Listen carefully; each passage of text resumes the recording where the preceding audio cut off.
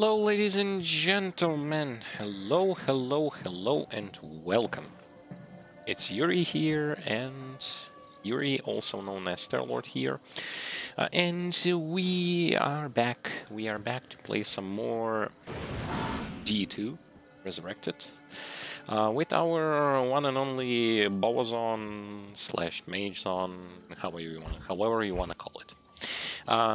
The build that utilizes basically Immolation Arrow and a Freezing Arrow, and that's basically it. When it comes to like overall situation with the build or with the playthrough, like not that much has been changed since the previous part of the stream, except that I have grabbed myself a pair of Mage Fist, a lore instead of the helmet that I was using, and I returned back to using this bow. We'll see how things are going to go. My resistances are below average. Well, below average. But I think that it's not going to be like that much of a problem. It shouldn't be. But if it will be, then yeah, it will be. Anyway, I also have changed my belt for the regeneration of mana and increase mana. I have given myself a duress shell. Duriel shell. I have also one of these as well, so in case something maybe, like I can also give myself a couple of these, like in changing this, for example, and this for basically the same, because I have Rock Stopper and another pair of this armor, but not ethereal version. Maybe I will need it, maybe not, we will see. When it comes to skills, they're practically as what you can see on your screen. One into every skill in the passive and magic, and nothing in javelin, and in bow and crossbow just get those two and then proceed maxing out those skills such as cold arrow and explosive arrow for the sake of getting those percent damage modifiers. Let us begin. Today I want to finish all of these, going to Act 4, Act 5, actually get to the health difficulty as fast as possible. Why? Well, because why not? Anyway, let's do this. Enjoy the stream, enjoy the commentary, and let us begin.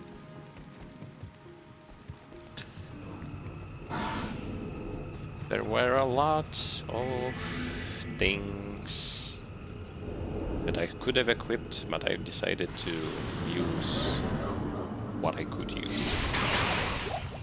Anyway, my damage is super disgusting, and I still don't fucking understand why do I constantly have to go into options and why first of all, I don't understand why this thing, sometimes this, but oftentimes this. Like, I leave it like on check so that I can see the amount of mana, but it just turns it off for some reason, and I don't understand why this is happening. But it's annoying, and I would like so that the game would not do that, but the game still does that.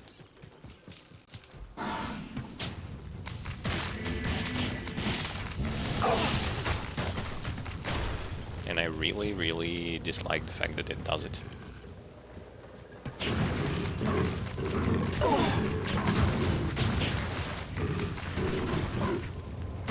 The fact that I don't have good amount of resistances is going to... well, it may kill me, it may not kill me. As I said, like, it's the same like repetition of what used to happen with my Summoner Necromancer. But I mean, the Summoner Necromancer doesn't actually give a shit about resistances that much, because he literally can just ignore that, hiding behind from the right buyer? his army. Also, I think I need only... Could I have actually used the Raven Frost Ring? And what? How did it end up here? Wow. That's bullshit. I shot in a completely different direction, yet the arrow, like the fire, ended up being in a absolutely like different place.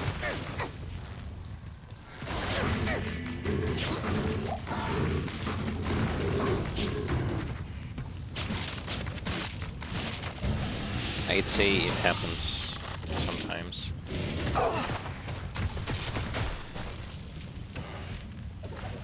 Why exactly, do not know, but it happens.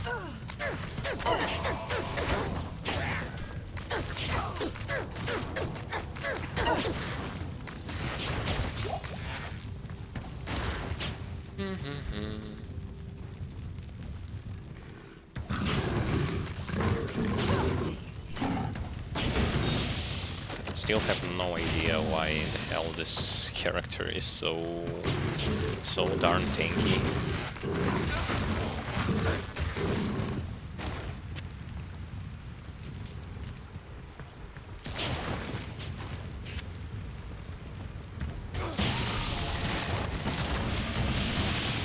Like, I like the fact that she is tanky, I just don't understand like where this tankiness comes from. Yes, Spider's Cavern is where I need to go.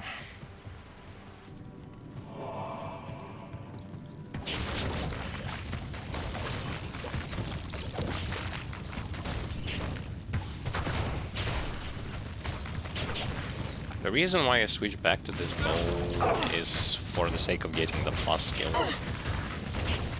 My damage mainly comes from the plus skills, since I'm a caster wannabe, so yeah. Most definitely, damage that I get gets increased if I get more plus skills. It's easy to understand and not at all hard to master, this concept. I quickly re-shovel those potions.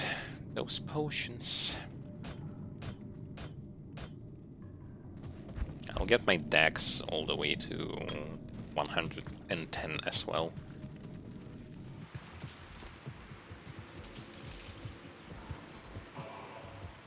Either way, my best tool to dodge stuff is to just run away from it.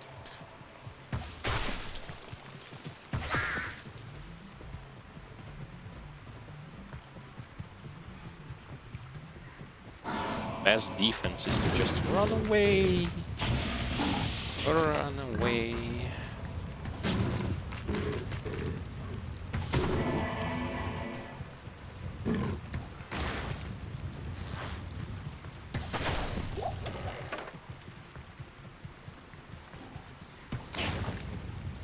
At least she is good at running away and keeping enemies at bay.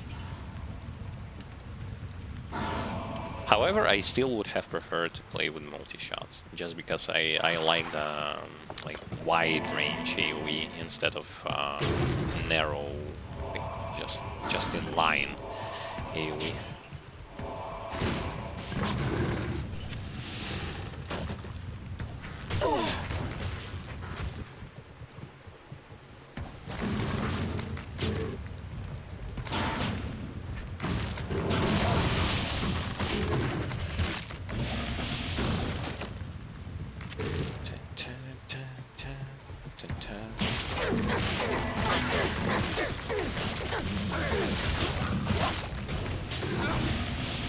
The one thing that I sometimes dislike about this arrow ability is related to the fact that sometimes it's buggy, meaning that you will going to even though you will not going to shoot it, sometimes it will just like it happened in Act 2, it will just going to fly, sort of. Well, not fly. It will going to send the skill on cooldown for whatever reasons I do not know, and I do not understand. Sometimes it happens.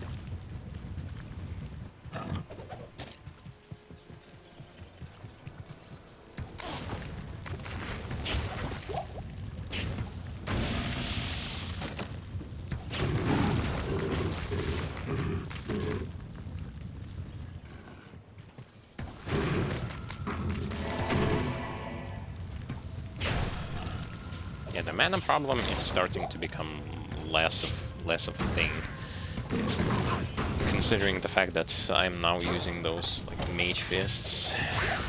Not exactly ideal. However, it still gives like 1 to 6 fire damage, 1 to fire skills. Immolation arrow is considered to be a fire skill, so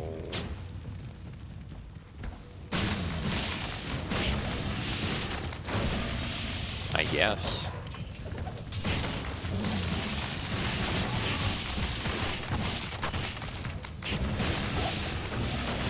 Also, what I really like about this build, and we're going to transition over to hell difficulty as well. It is, of course, the one and only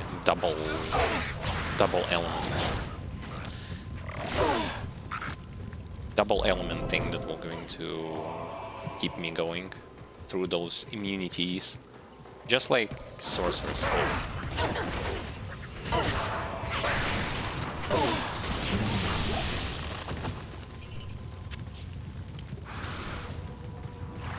I would have loved to see like the Valkyrie is there just for just cause, so to speak. Valkyrie is unfortunately in this game done in such a poor fashion where it's abysmal to try and make such thing viable. It has like 6 skills from which it retains like from which it gains bonuses, but honestly,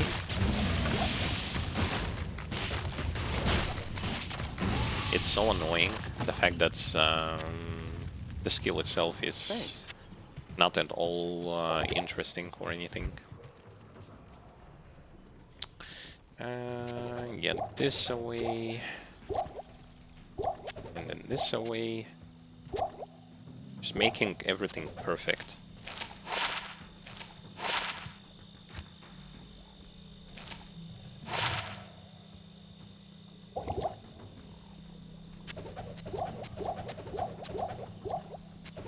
Yeah, just like this. But we only collect the super stuff. The super stuff is the good stuff. Everything else is crap.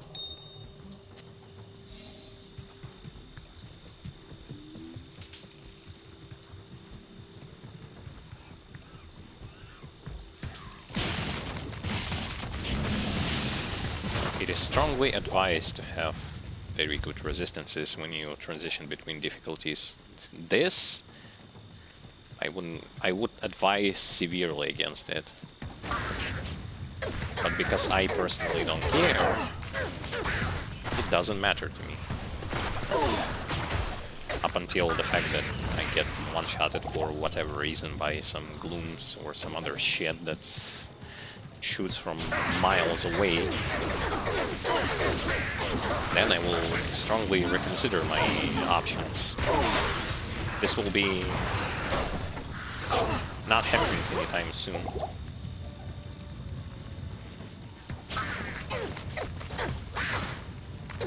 Plus, I like this on the edge of your seat sort of gameplay.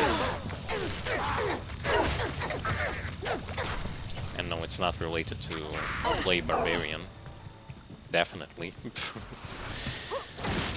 One that on the edge of your seat experience will play that class without gear.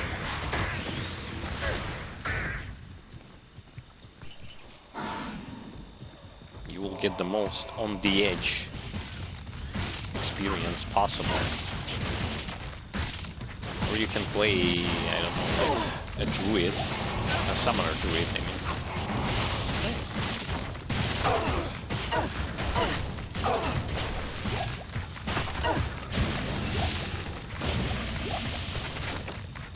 I just don't really understand what was the exact reason as towards like why a Valkyrie gets so much of those modifiers.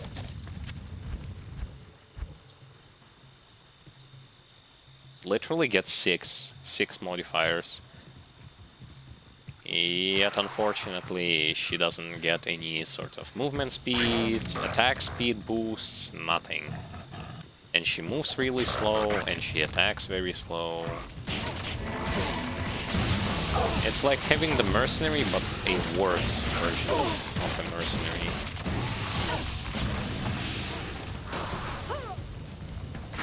Which is definitely not something you want to have.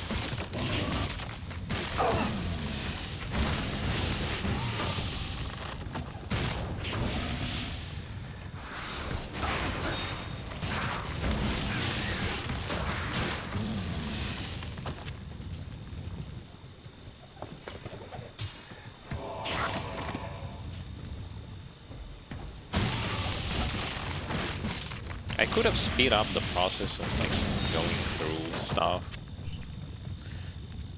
by skipping even more things. I would have. And I want levels.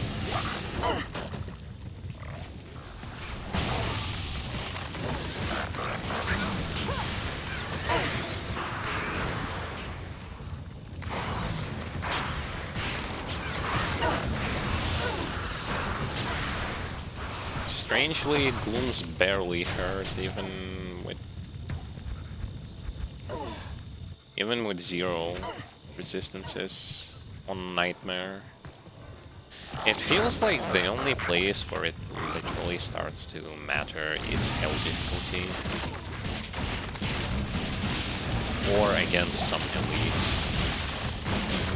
Or in Chaos Sanctuary, or in Act 5, or in those locations where you get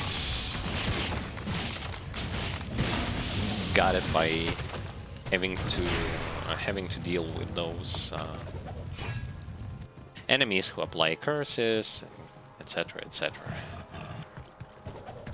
Against disgusting stuff.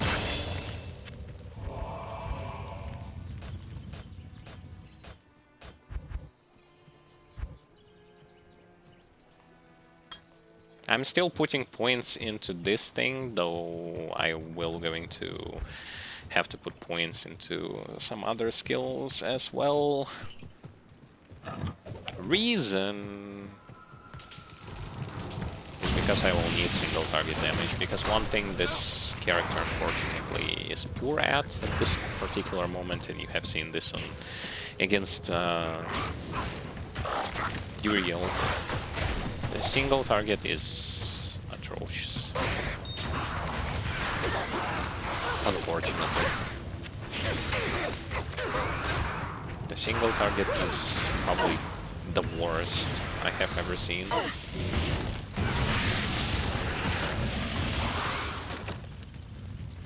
AoE is insanely good. The single target is ass.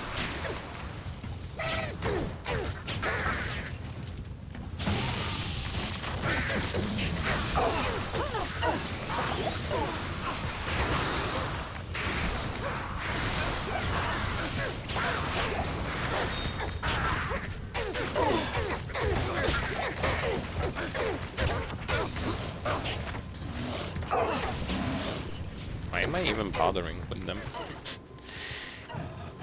It's not like I have to. Thanks.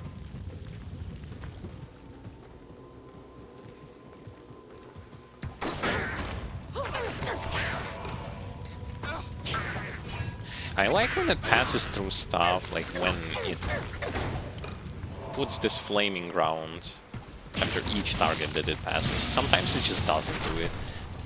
Sometimes it just puts like, there are 5 enemies, it puts like 1. one thing on the ground, and that's it. And I'm like, well, where are the other things? I'm gonna go and search for the waypoint. I'm gonna go and search for the waypoint because I want to. No particular reason whatsoever, except just wanting to have those waypoints available.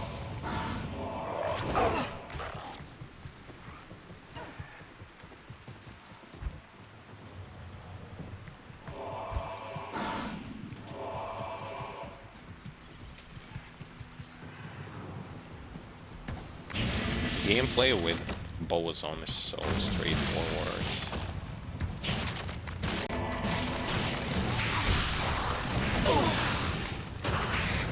Also because she falls into the same category as the other like casters, it's even easier because you know that a lot of your damages comes from skills. Get plus skills, get that damage going.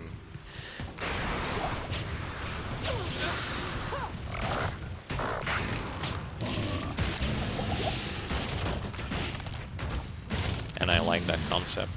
You just remove so much stress from the player.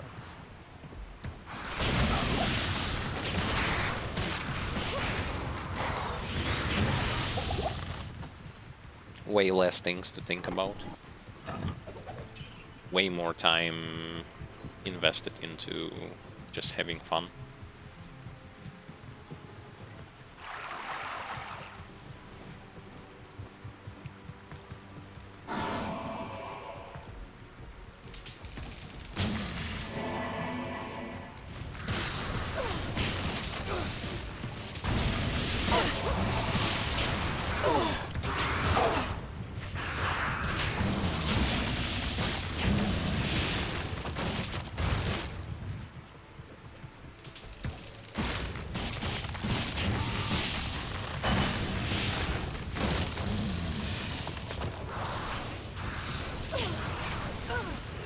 It's not as good as, say, for example, like Hammerdin, because Hammerdin has good single target damage, and this character doesn't.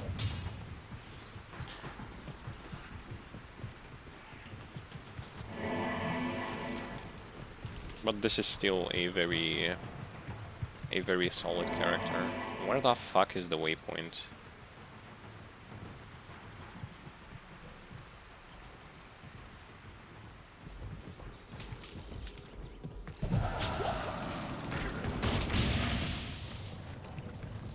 The waypoint is somewhere.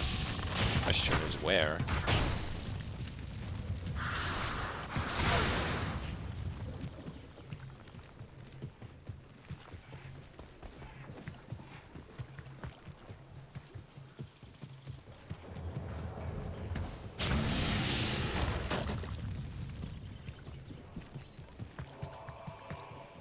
It will not going to be interesting if the waypoint is actually not even here.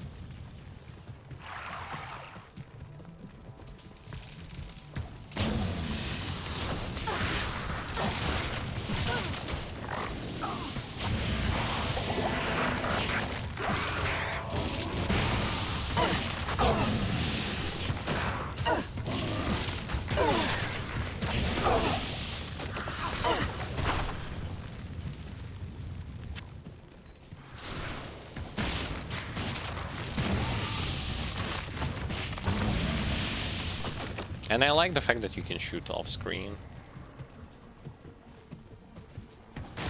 Brings me satisfaction.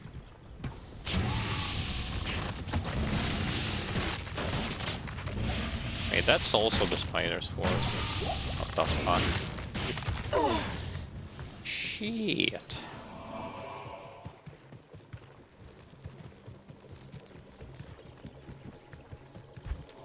That's not the place where I need to be. Ah, okay, fine. Oh, there is the waypoint. Somehow I missed it. Wait, I didn't miss it. Wait, fuck. I just forgot that I clicked it. Fine. Happens. Sometimes you forget, sometimes you don't.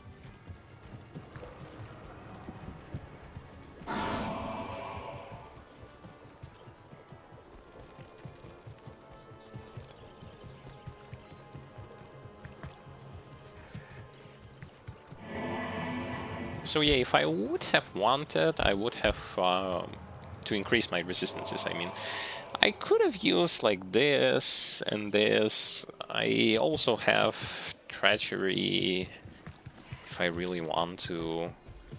Though there is one big and unfortunate thing about this particular build is that unlike multi-shot or I think like strafe, attack speed doesn't really do anything. Well, it kinda does for this arrow, but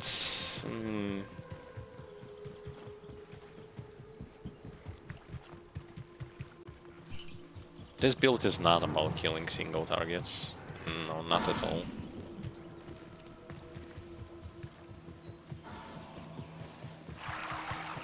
It's unfortunately not good when it comes to fighting single target enemies.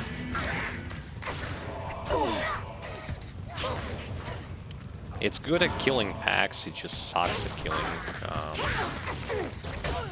bosses. Well, not that I need a boss killer character anyway, I already have Hammered-in, I don't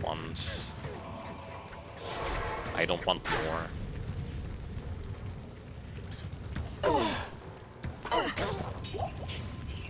This Yes, dagger will the Gidman. separate the faithful from the fallen. The idea is I don't really need to care that much about fighting single target enemies.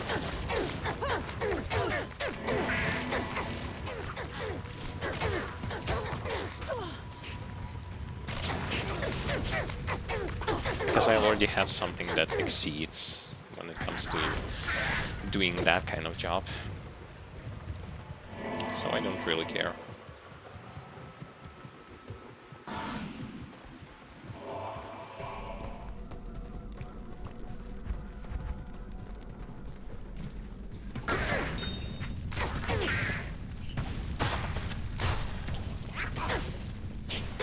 And yes, I have increased my mercenary survivability by giving him more of the juicy armor and resistances.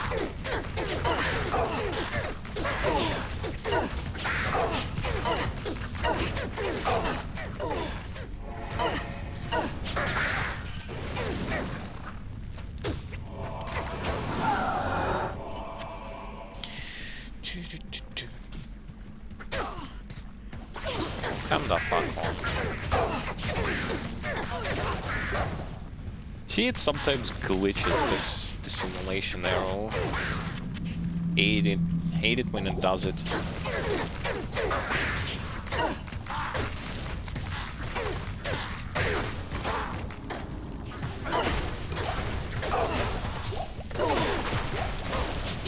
It's the worst kind of feeling that you get. Like, you want to shoot, but you are locked in place for some reason. And the skill is on constant cooldown. That's such an unfortunate thing.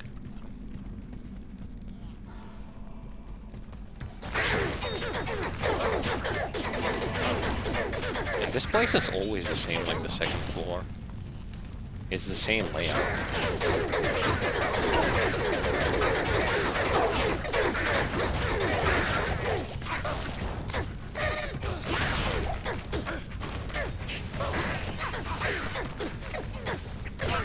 Thanks. I would have definitely wanted to see something in form of, like, if this game had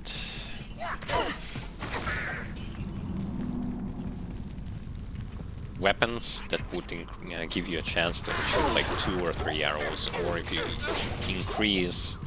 upgrade the weapon and you get like +1 additional arrow being shot. because some uniques can be upgraded 2 times.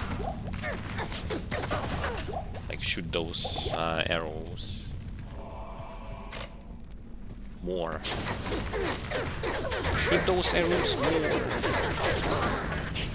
Shoot them more. Shaman's literally doesn't do anything.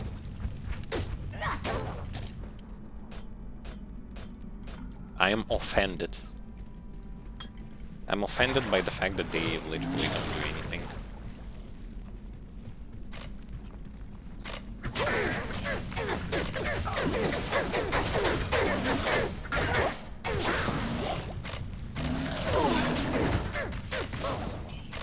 I am overburdened. I am overburdened.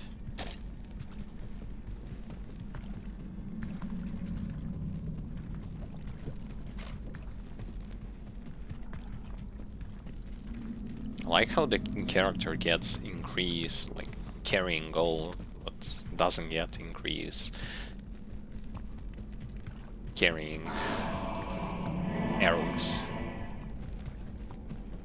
More arrows.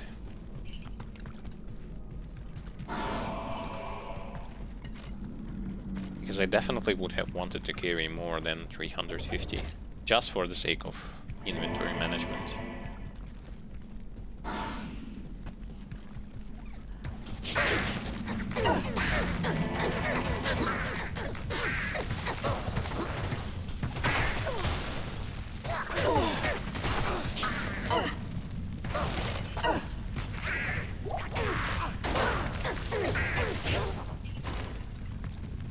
Wrong way.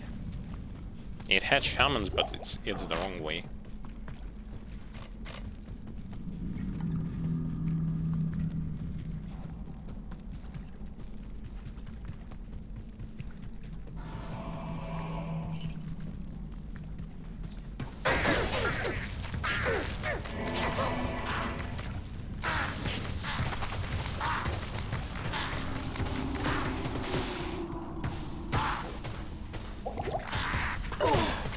See, like, the single target damage is definitely not the greatest. Definitely would want to see some improvement. Okay, time to go back. I'm doing those quests, like, all in one pack.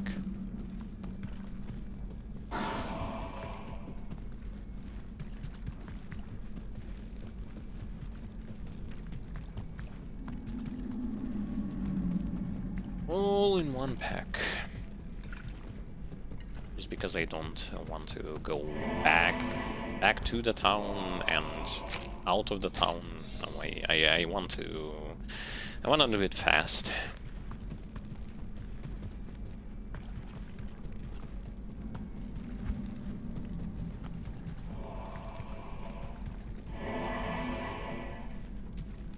And it's not hard to do them anyway. This character moves kind of fast, and her defense is really good because thus far haven't died even once on this character, which is really good. Which is absolutely gorgeous. In Grim Dawn I used to say like this, this is just like the personal challenge to see how far can you go without dying. It doesn't do anything, it's just personal.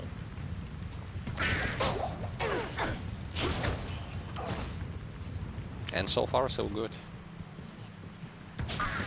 3 acts on Nightmare, 5 acts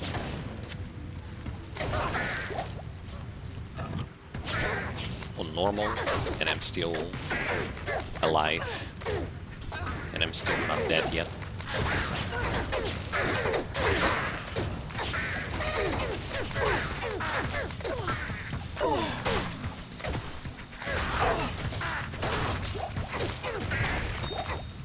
Nice. I am overburdened. Absolutely nice.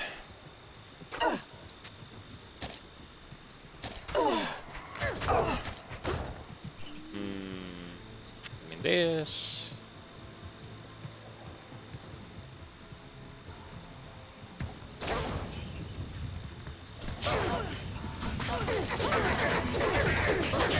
It's a character that definitely, like, should she be given, like, if in this game there would have been things like, as I said, when you improve through the cube your weapon, if it would have given, like, the possibility to shoot additional arrow, you know, something that is pretty typical in the modern action RPGs, that would have been so good.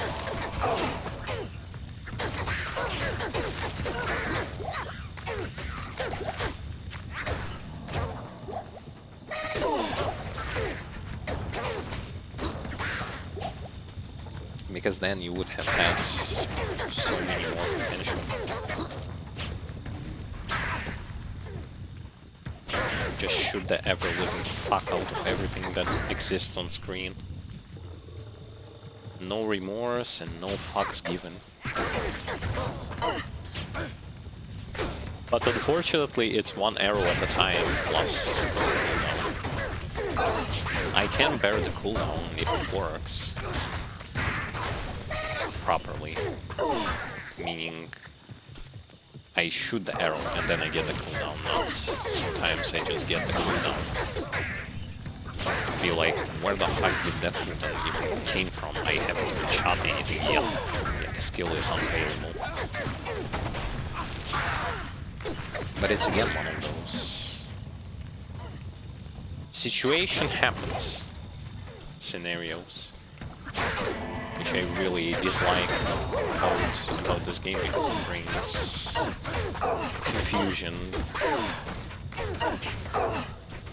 The thing's supposed to work one way, but you get dumpstered.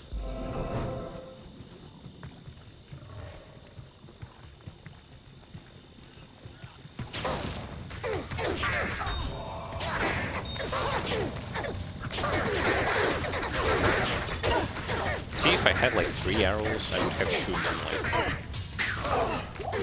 one shot and many more would have burned.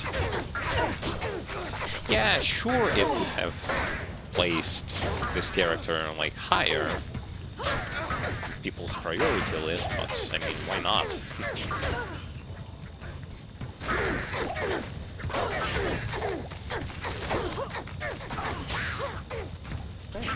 Balance of the game has already been fucked up because of the Lord of Destruction release in the rune system, so who cares?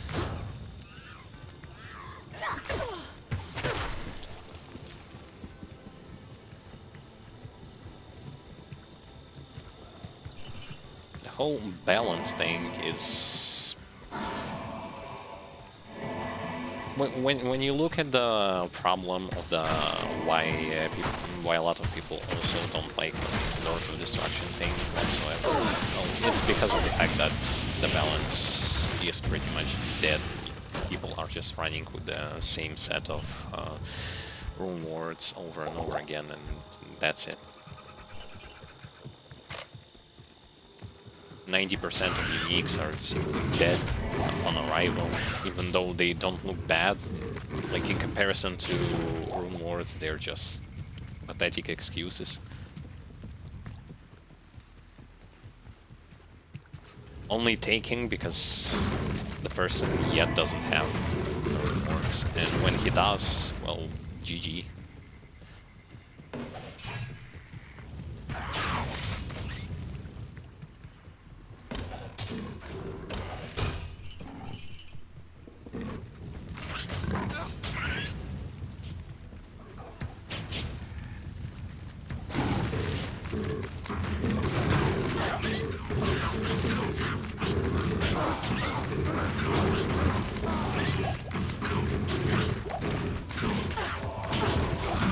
Nothing stands in the way of this magnificent archer.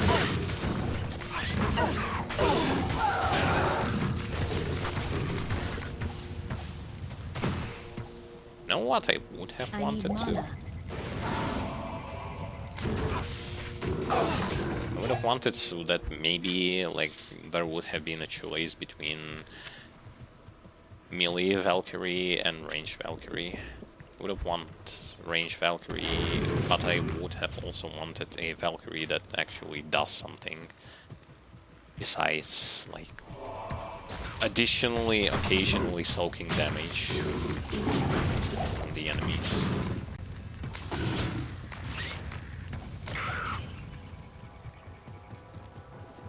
Because man, like 6 modifiers, come on, like seriously, 6. You get to have 6 modifiers on that skill. And it sucks. And then you have Whirlwind that is like around which you literally create an entire build that has 0 modifiers. Splendid. But as I said, like I don't like Whirlwind in Diablo 2. I tried it. I'm never going to play with it again. I don't like this build.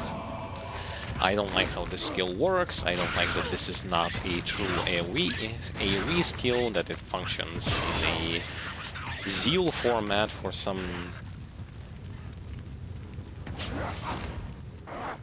brain that people only know why sort of passion. I can't carry anymore. Whirlwind should always be an AoE. It should not be like anything besides that. You spin around by hitting everything at the same time. You don't hit one target a couple of times, another target a couple of times, and no.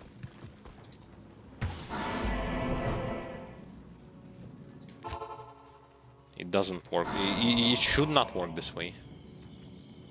Yet it does. And that's bad. Life, stamina, this I don't want. Wait, it's my stash and not the merchant.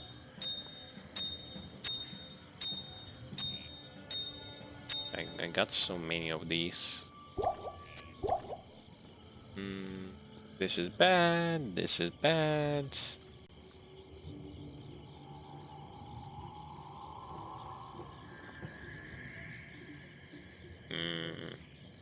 I'll keep this one. I'll sell this one.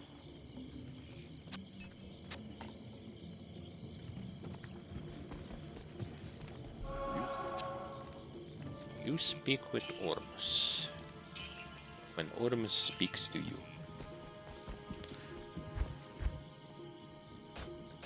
Some more dexterity.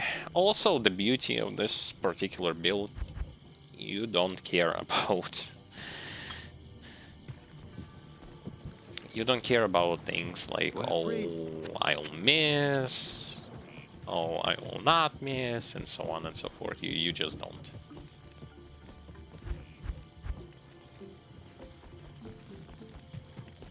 You just do your thing, and it works. Hello, no. With everything except single target. Single target is just super bad. Yes. FCR attack rating, mana, damage reduced by 2. Damage reduced is kind of good. Mana, and the attack rating is nah. No.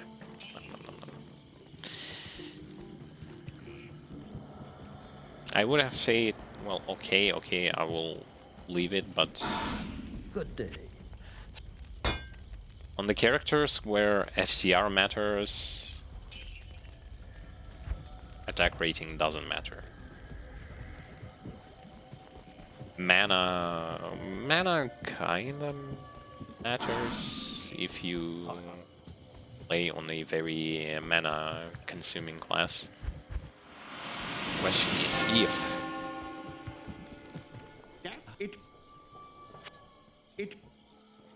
Okay. Got that 20 HP. Wonderful. Resistances are still super awful. And they're being even further negated by the fact that I transition between difficulties. But hey, like, whatever.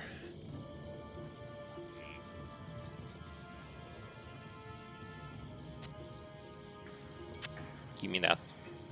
Give me that now. Not more. Can I even have something more than that? I thought about this thing to equip instead of my like Cow King's boots. However, these have like this 25-35 fire damage, which adds on top of my fire arrow, immolation arrow, I mean. So nope. Not for now, at least. The other ring... The other ring is good, it has the mana. I could have put Dwarf Star, but...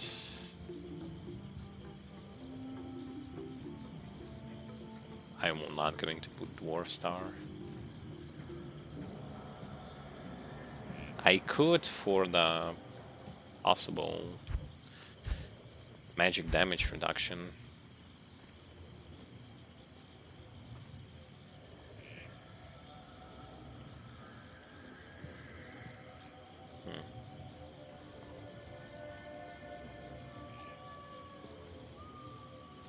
Let's see how does this bow do. Its base damage is higher. However, it has... This one has like 4 compared to...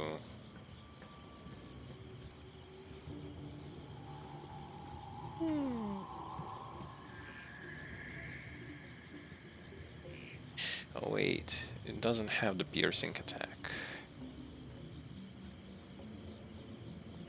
Yeah, it doesn't have the piercing attack.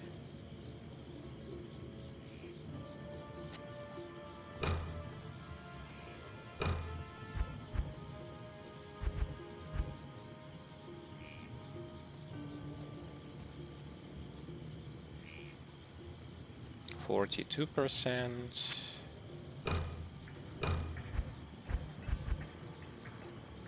55%. Although it looks good, I don't want to lose the piercing attack. Which unfortunately I do if I use that thing. Nope.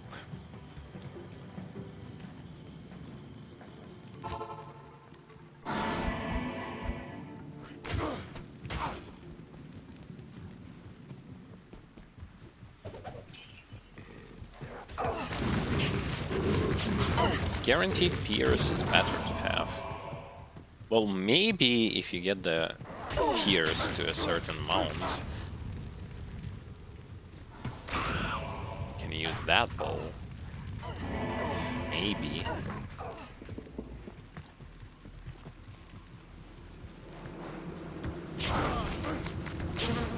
But I would rather have the piercing thing, because at least this way I get my damage more consistently and I shoot off screen.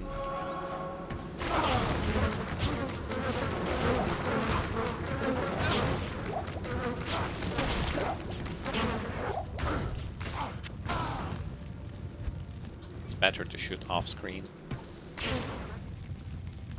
This way I at least can get more targets at the same time.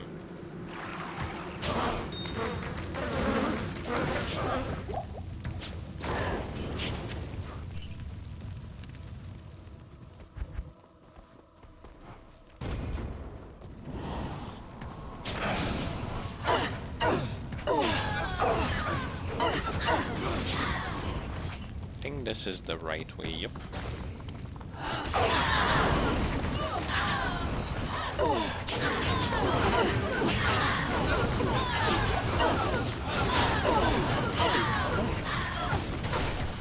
Nice. Nice. Nicely done.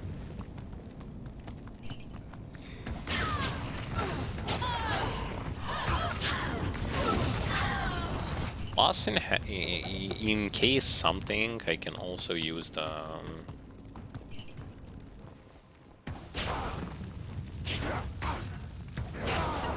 fire faucet that I have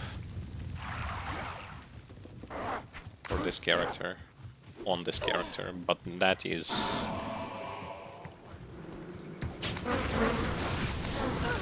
too early for that.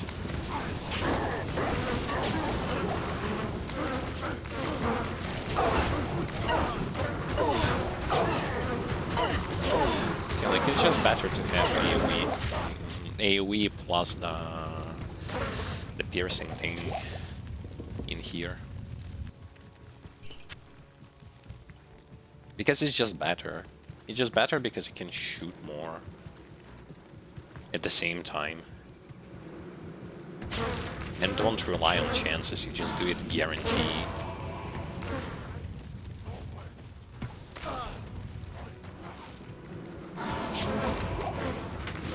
Maybe it doesn't matter when you have like more plus skills, so that like 70 or 80% of your stuff that you shoot is going to pierce.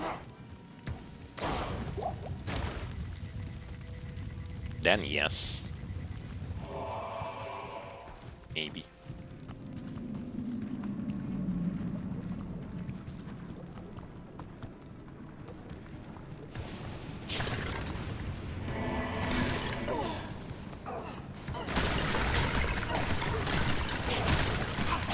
Skeletons. The skeletons and the revivers. I think it's fine fighting them instead of those dolls that can also appear in here. Dolls are bad, skeletons are good.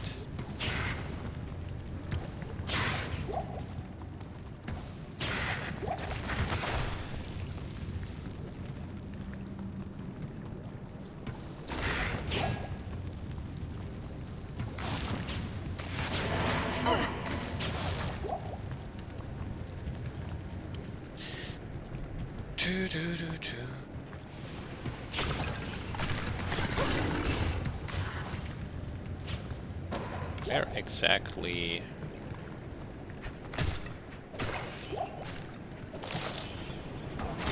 is the thing that I'm looking for?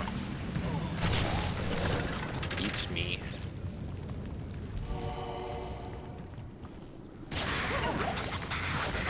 It is somewhere, but I do not know where.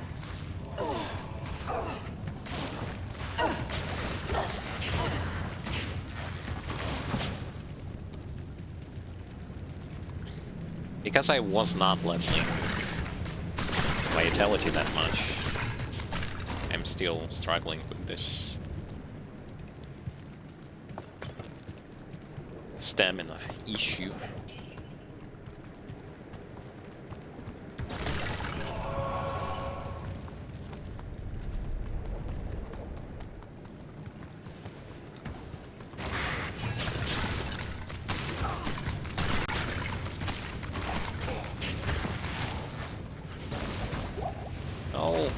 Poison me. How fucking dare you?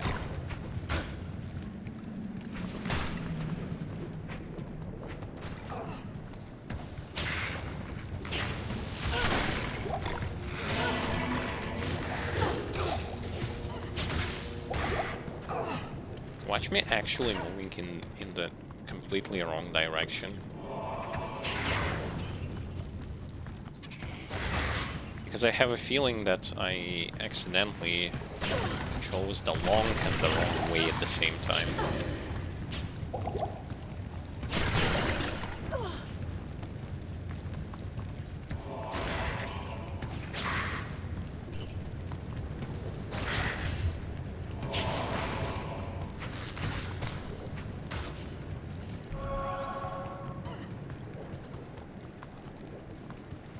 Sure seems like it.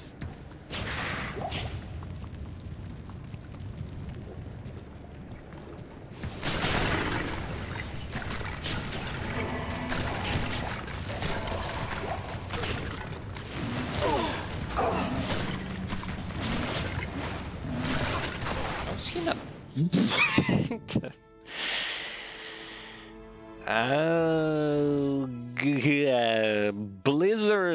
Blizzard fixed. Blizzard fixed the disconnected issue. Yeah, thank you. Yes, thank you.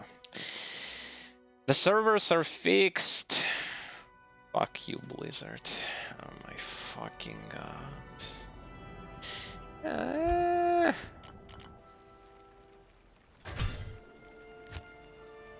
Failed to enter the game. This game. Blizzard. Fuck. Fuck. Fuck you. Fuck you. Oh my god. Jeez. Thanks, Blizz. Thanks, Blizz. I was almost done with this place also. And it had good set of enemies.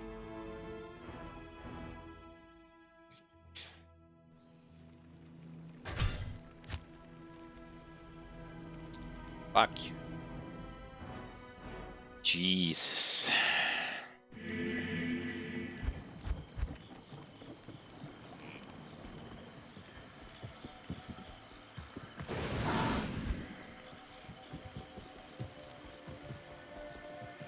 The issue with the servers has been fixed, yes.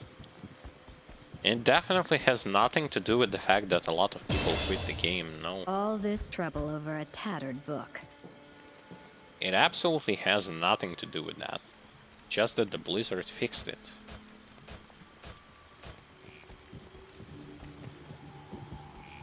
I sure like spaghetti, but not in the vast quantity that you are providing me with.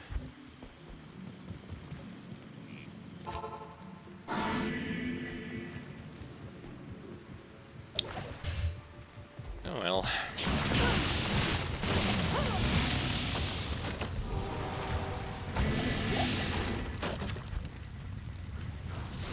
Can't do much about that, can I?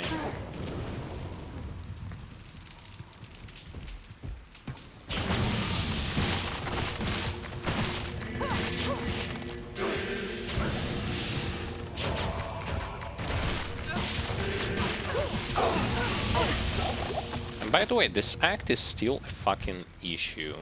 Because this act and Act 4 are fucking laggy as shit. Ever since, like, release. And nothing has been done yet to fix this issue. And now look. Now I have to fight against dolls, the soul killers, the fucking dolls.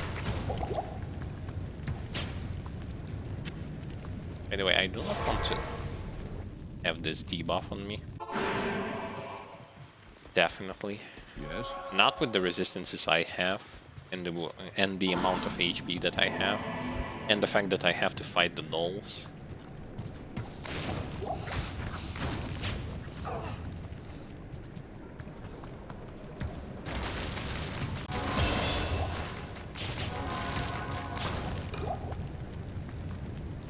I have leveled up.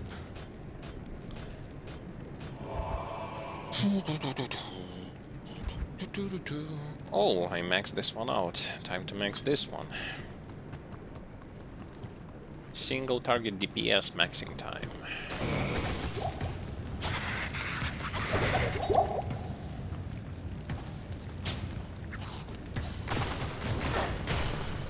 Sure, one may say, well, it doesn't really matter, like, this disconnect, you managed to get into the game quite fast, but it's not the problem. Like, the problem is that aftertaste that you get.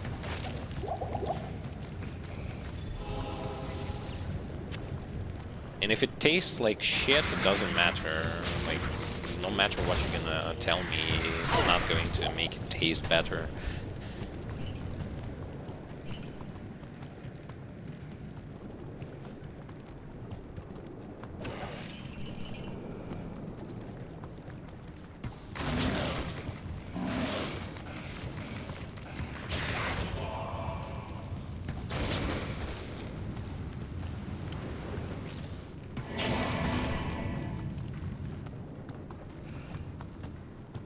Because to enjoy the game, I need to have way less stress, stupid stress factors, which unfortunately online,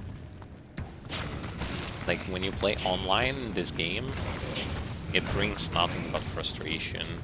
Either lags, bugs, disconnects, some teleporting all over the place enemies, the fact that your skills are glitched, the fact that the frame rate is garbage, and all that kind of stuff. Like, you know,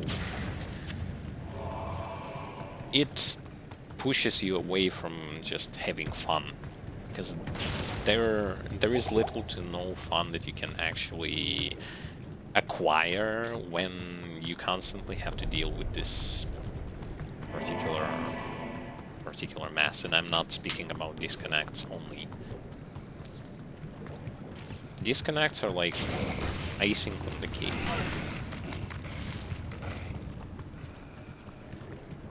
Like it's the smallest thing for which I blame Blizzard.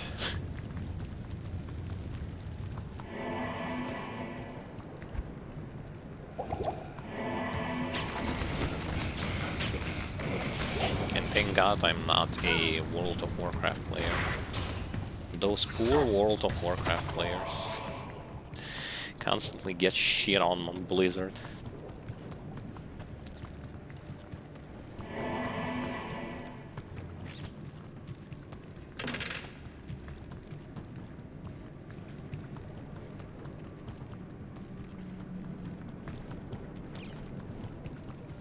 But anyway, today is not the day when I'm going to be shitting on Blizzard. Well, occasionally it will going to happen, like all the time, when I'm going to be playing their games. It's just inevitable. Unfortunately, it's just inevitable. Unfortunately.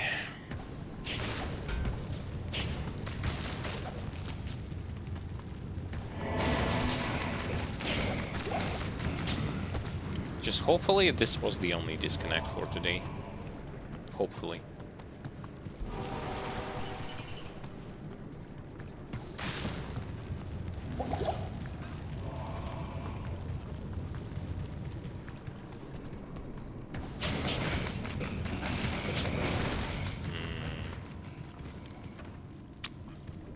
My guess is this thing is in the center of the room, which means I need to go this way.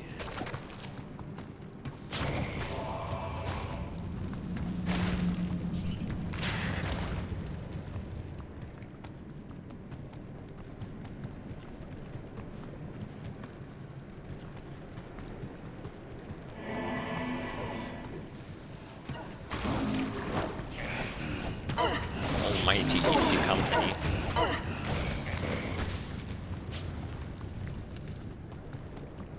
Almighty indie company that even after so much time, and they are still refusing to fix the most obvious and the most obnoxious thing about this game, which is the server issue. No, but they fix it. No, but they didn't. But they fixed it. They tell us that they fixed it. Can't you see that the queue numbers are lower? Can you provide me the numbers of the players who are playing this game, so that I will going to ping pong back at you, saying that this is entirely related to the fact that how many players have actually abandoned this game?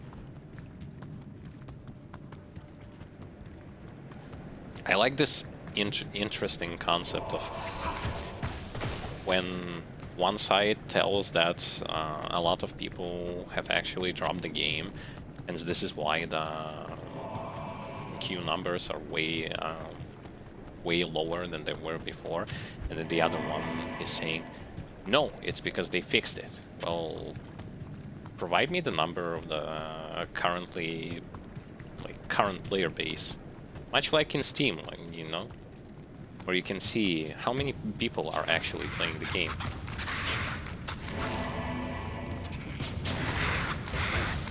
then everything is going to get back to the way it has to be.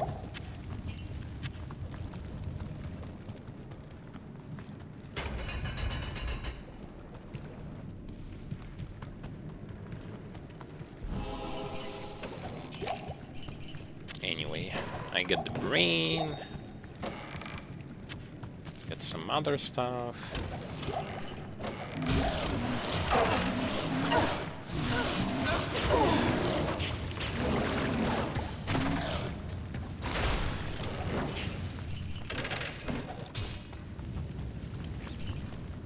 Nothing here. Nothing here at all. Okay.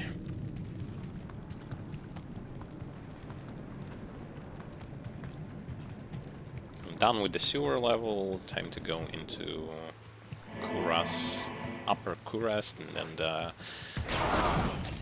Dravinkel. And then to kill the Mephisto.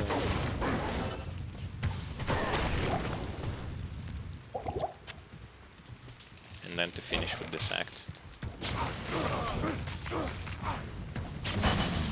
Might as well get myself far away possible from the laggy Act 3. Which, by the way, starts lagging only in Travincal. Well, not in Travincal, but in Kurest.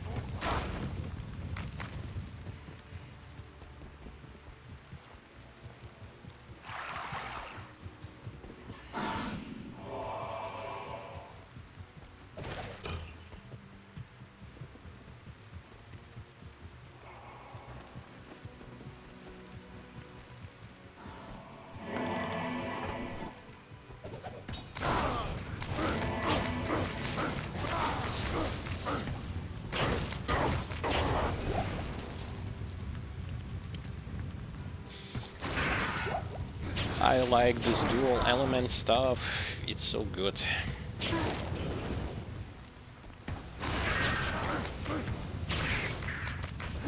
Because when you play single element, you either skip, like if you don't have those, the Infinity, if you don't have the Griffins, if you don't have some other stuff that allows you to bypass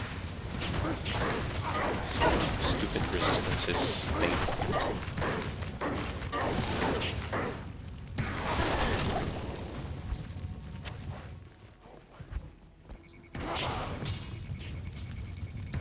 Playing dual elements is just better overall, more beginner friendly, I would say.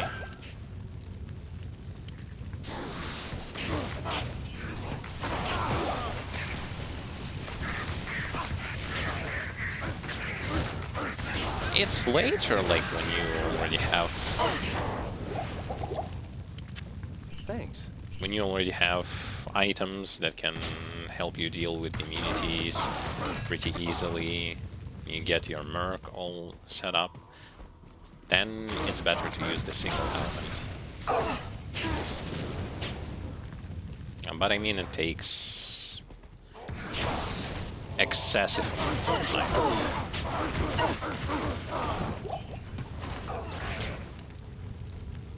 I'm still sitting on the fucking bear rune that I got like more than a month ago. After that, I haven't got bear or jaw whatsoever.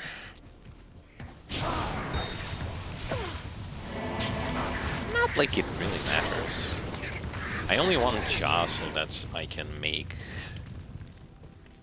a armor that gives a movement spell that matters, sort of thing. That's it. There is nothing more.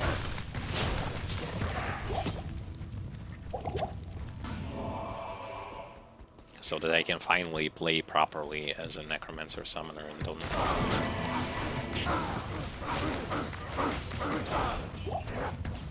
cry about the fact that he fucking sucks without a nick. It's fucking impossible to farm with him if you don't have it. Which is unfortunately the truth that is hard to deny.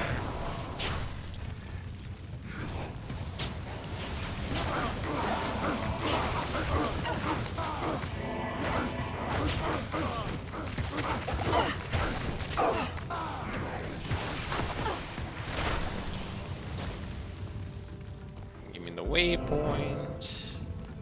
Let's go and kill those guys. The counselors. The almighty counselors.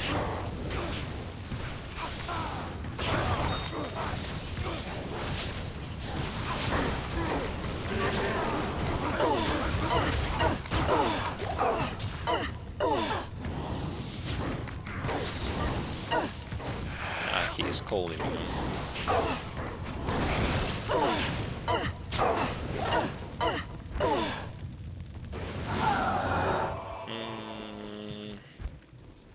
No, I don't want to fight them when I have this debuff.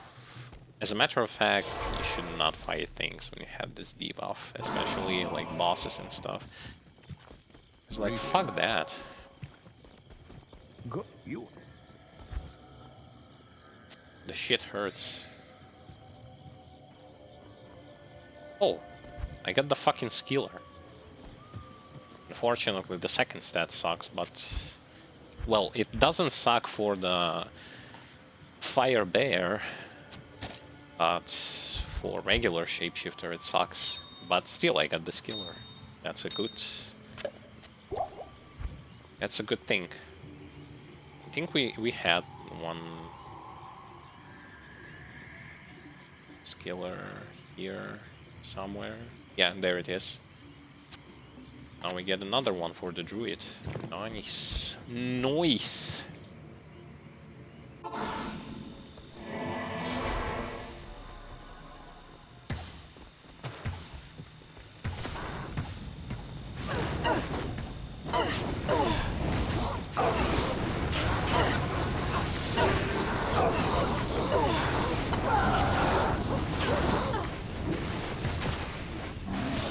Hey, so do you really want to tell me that I did not receive any sort of damage from the fire hydras, but even though my fire resistances are very, very, very bad, yet my mercenary and Valkyrie just died there. Yeah, sure.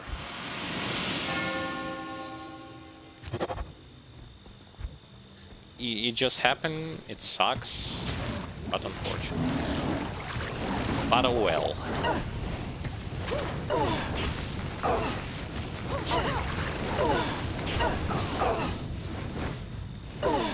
Just goes to show you, like here, minus resistances, yet it doesn't do anything.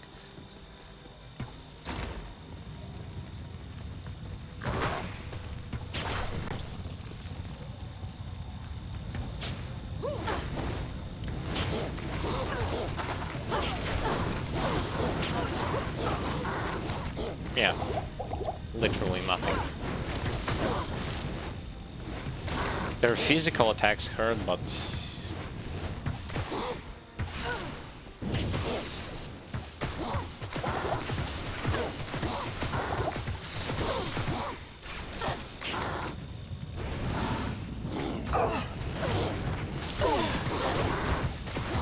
I cannot shoot him with the fire arrow because it fucking glitches.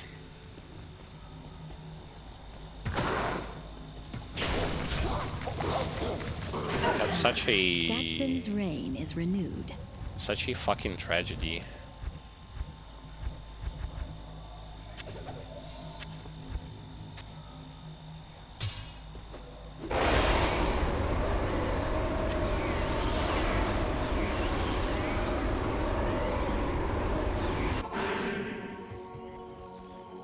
Yes.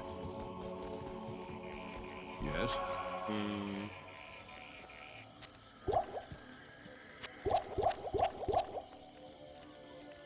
And I'll get those potions.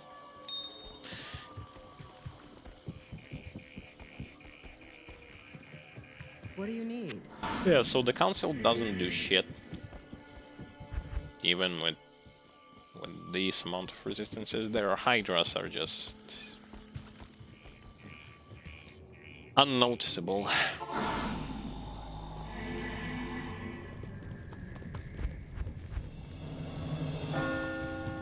So here we are in the Durance of Hate. Will we get lucky or will we get sucky? No, we didn't get lucky.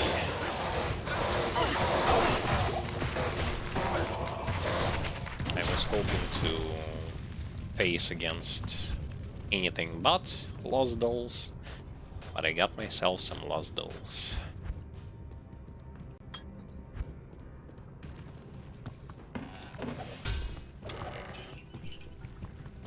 Which is sad because they do their fucking damage indefinitely.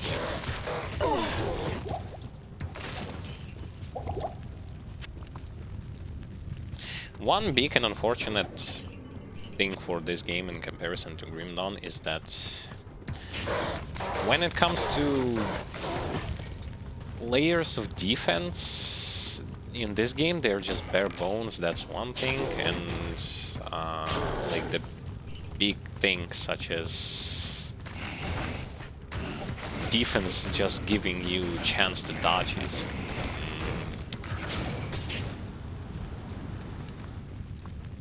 to me it's lame, and I have explained why.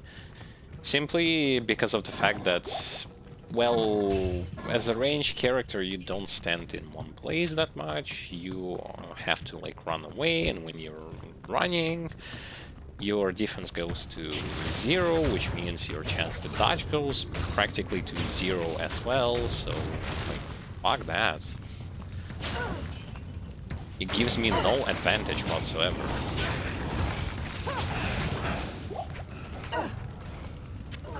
Like what sort of advantage do I even get for like running? First of all, you won't going to get as much defense parameter on light armor users anyway, such as Amazon, Assassin, Sorceress, which means your chance to dodge is going to be not as high. And plus Assassin, at least melee Assassin, uses the weapon block and not the dodge, so yeah. You just wonky, like... I like the cliche thing better. Just because the cliche is more self-explanatory. As a heavy armor user, you just get better when better at tanking when you have more armor on you. You don't dodge spontaneously, turn yourself into a fucking blade dancer or something like that. It's just stupid. And I said, like, imagine Dark Souls wearing the heaviest fucking armor, yet your source of survivability is fucking dodging and not blocking or face tanking.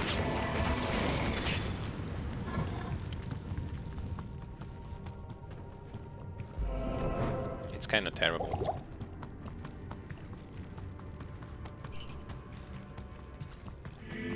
Dodge is one thing, defense is the other thing. I think those things should not, like, one should not boost the other one.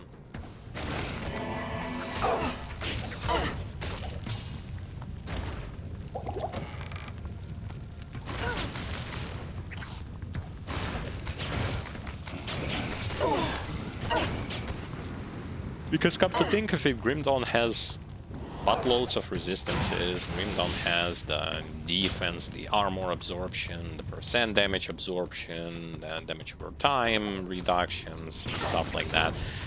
And here we have dodge, block, resistances, which, well, although they matter if you don't have them, but if you have them, they don't matter as much as you would want them to matter. And then there is like the percent damage reduction, which blows ass, and the flat damage reduction, which is the only thing that matter when it comes to like damage reduction. And then you have bone armor and things like that for Necromancer. So, yeah. It's bare bones. It really is. Unfortunately, it doesn't work in the favor of so many classes in this game who are just... They have to deal with the fact that they will going to get owned. Like, even the same barbarian who has a lot of HP, like, so what if he has a lot of HP? Like, you literally look at him and Chaos Sanctuary spins into a group of enemy. 1 second later, minus 2000 HP just because like he got hit 1 to 2 times. Yes, just because his defense is dodge chance. They're just fucking pathetic.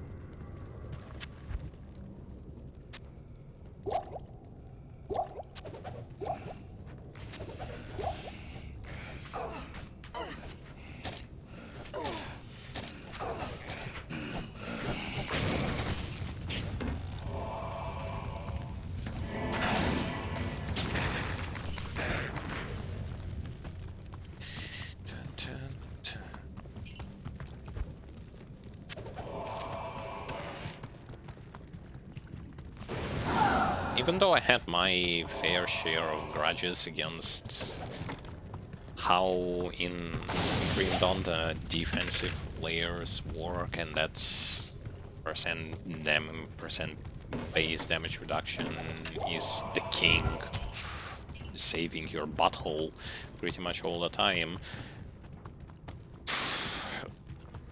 At least there were things which you understand. Like, I get this, I reduce my chances to get fucked by the bosses, by the monsters and stuff like this. Unless I get heavily debuffed, which is another story.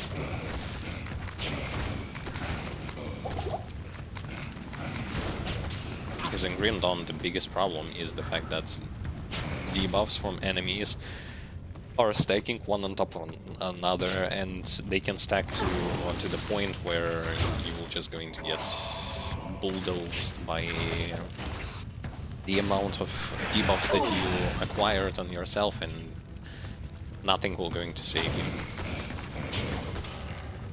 Ah yes, in Grim Dawn there is also damage immunity.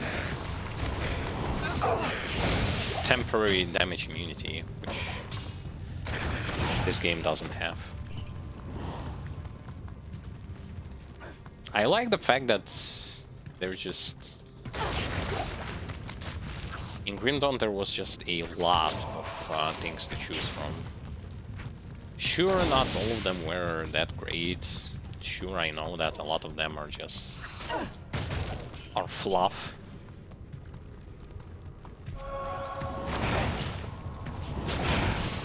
But at least during leveling process, there's no fucking way you were going to get away with like, slacking on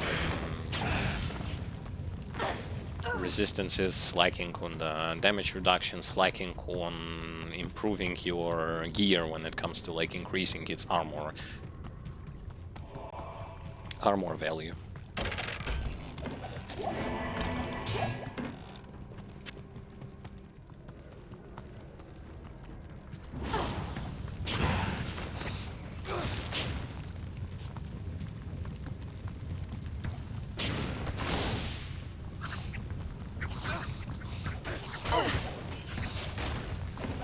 The reason why I sort of run away from them, their explosion is what does the most damage. So I'm kind of distancing myself, allowing my Valkyrie and Merc to take aggro, and then I just kill them. Easy.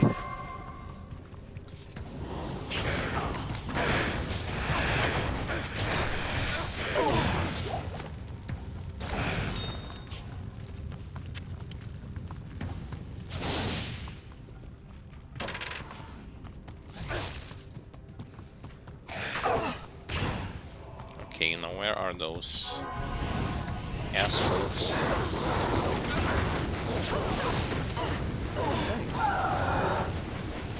Mercenary, just don't die.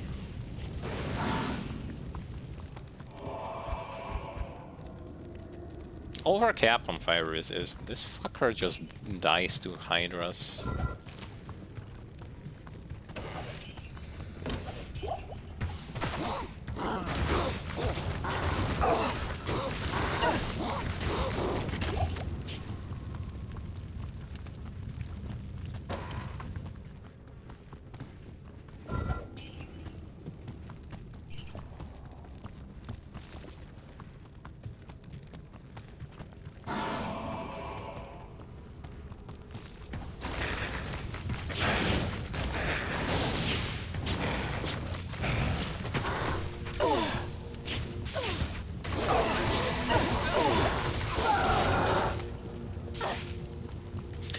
Okay, Valkyrie died. Doesn't matter. Fun part is I have a rune ward for my rune ward for this character, high level rune ward.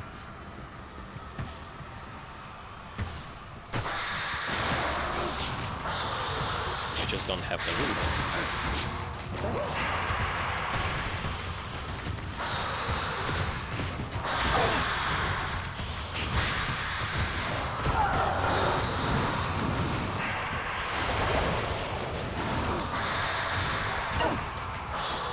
Can I please start hitting him with fire arrows? Glitchy nonsense doesn't make any sense. See, I summoned the Valkyrie and here. For some magnificent reason, for some amount of time, I'm just locked in place without the possibility of using. See?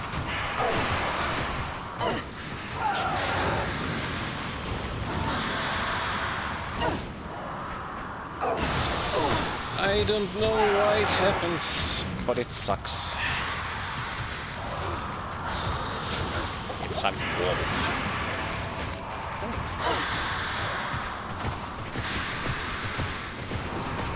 And unfortunately, Ice Arrow doesn't do anything against him.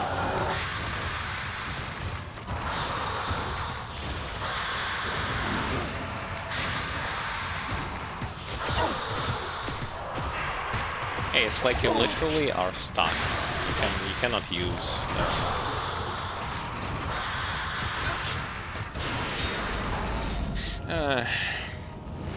this is sad. Success. But still, there's something not right. Success. Success in your fucking ass. Success. I need a key. I don't have keys. Wonderful.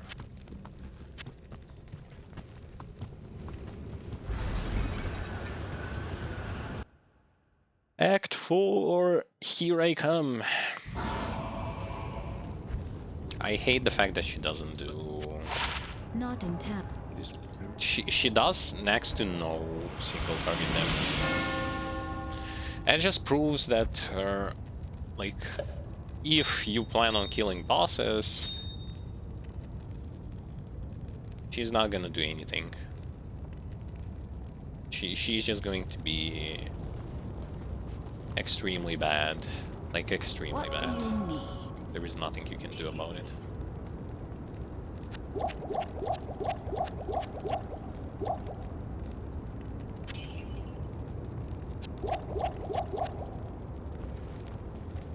What do you need? Oh, she's now wearing blue armor.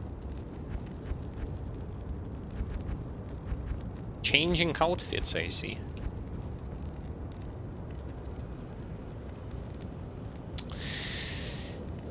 See, here is my problem with her, as I said on the previous stream. Like, you get the bonuses from 6 skills, it just doesn't matter. It just doesn't matter because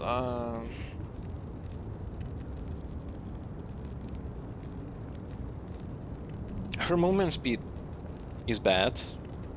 Her attack speed is bad. And she's just there.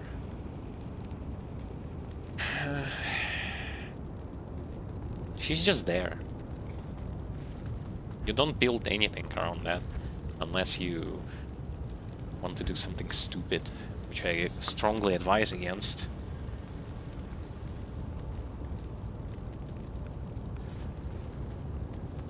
Her value is just bad.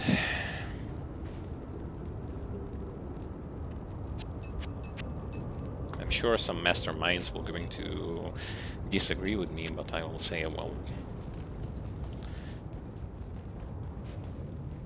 I'd rather play Shout Barbarian than I play using this shit. That's like brutally honest.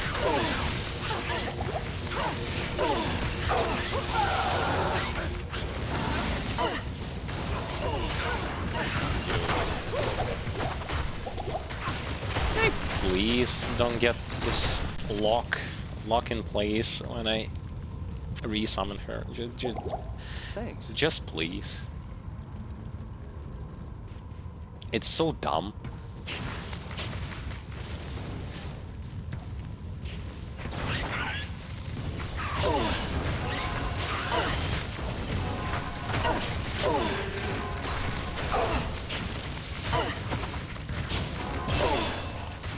It just makes no sense that when you summon something, it's like, imagine if you play it on Necromancer or Summoner, and you summon something and then you get lock in place for whatever fuck reason. You can't use your corpse explosion, for example, or something like that.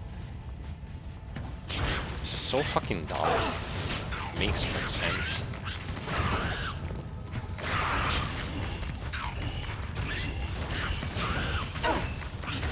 It's like, why are those two skills are even related when it comes to the cooldown?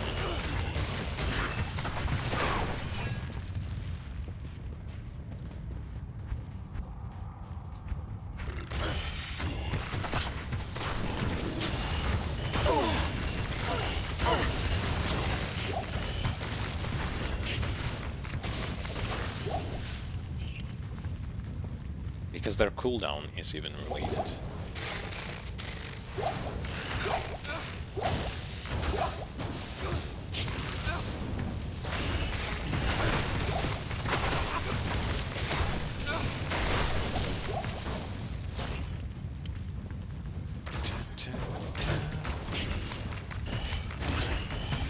Ah, so they're fire immune. Fuck you. I don't care if you're fire immune. I have something for all of you.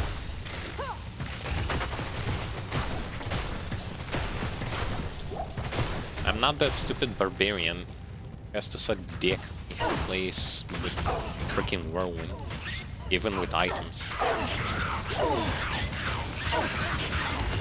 I have options. And those options will definitely work in my favor.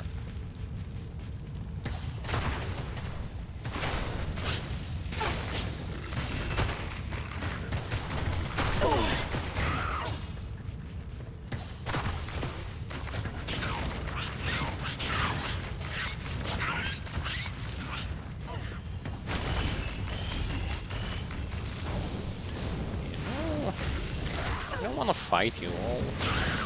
I'm just gonna proceed into the next level. First things first. I have a lot of vitality a little bit.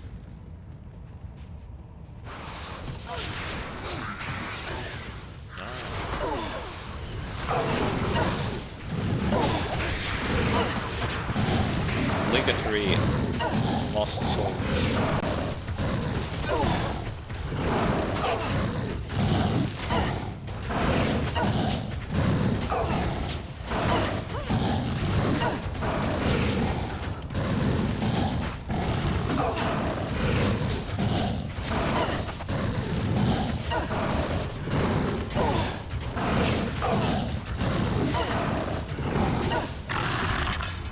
And there you go. Easy.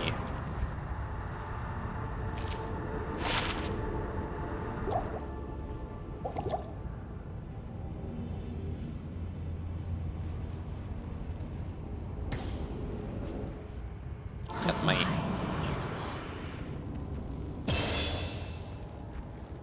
Get myself some +2 skills. One in these and one in these. All into one.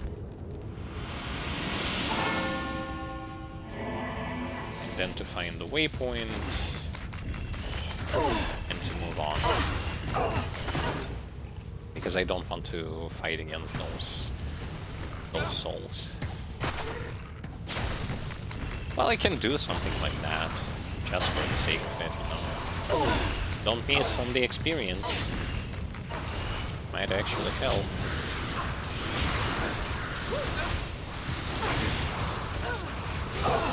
Oh, fuck you.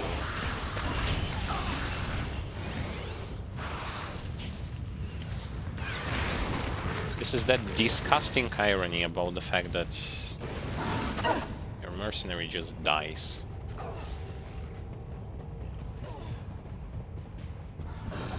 No, it's after you summon a Valkyrie, you wait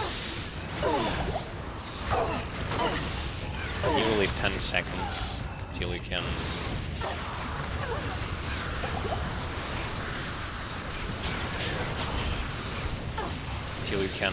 shoot a fire arrow. I'm in a pickle situation.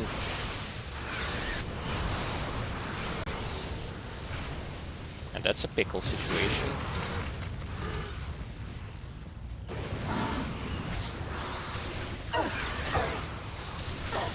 I also can... Fuck, this... My skills are locked. Fuck you, stupid game.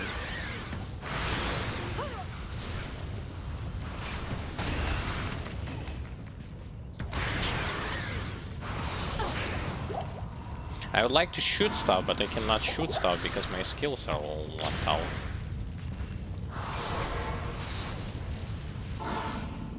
Which is fucking disgusting now that I think about it. Because I have to like... I have to choose between summoning a Valkyrie and then running around 10 seconds without the ability to shoot a fire arrow. Yes. That should that thing sure helps me a lot. If only it didn't suck so much.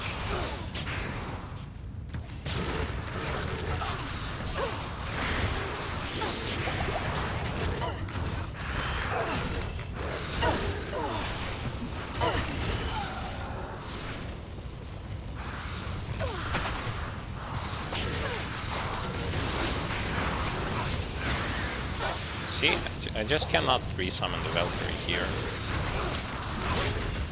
Thanks. Because if I do, I cannot shoot the fire arrow.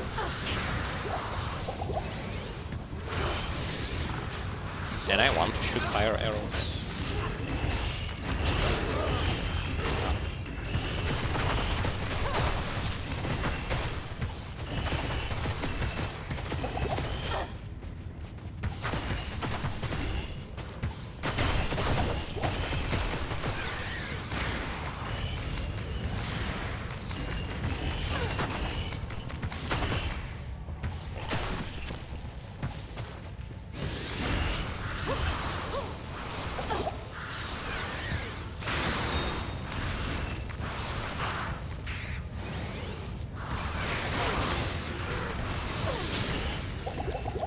Yeah, it's fine, it's fine, it's fine. They cannot kill me. Not on this difficulty.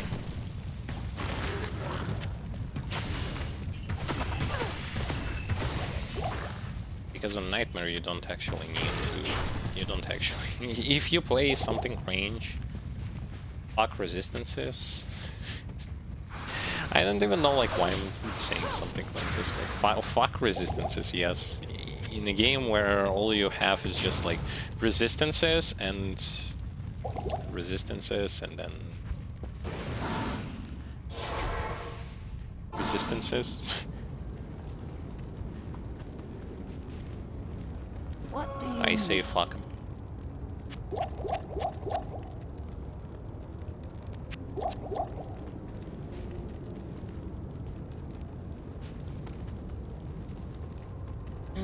Mercenary, why do you die so much? Just why?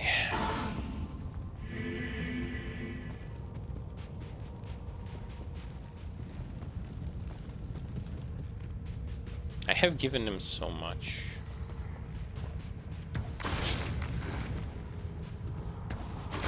Yes, the demons that spread fire are actually immune to cold.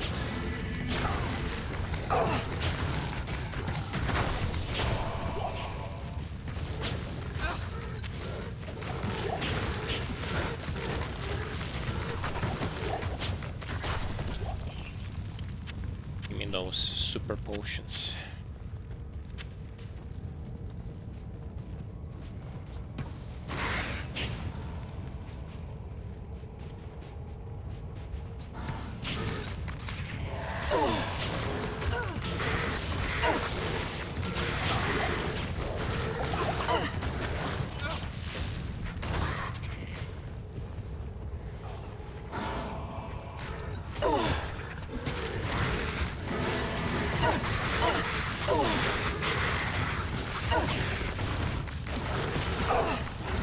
And this is like a piece of cake.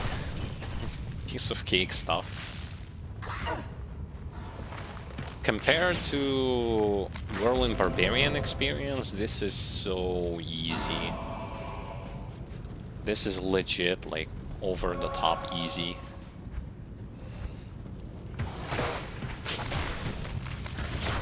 You absolutely don't give a shit about, like, chance to hit.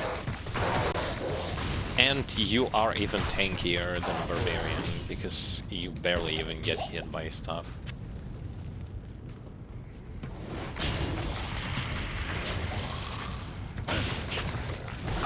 And yes, the way that I'm saying that this character is tankier, yes, he is tankier, but in a sense where you don't have to, like...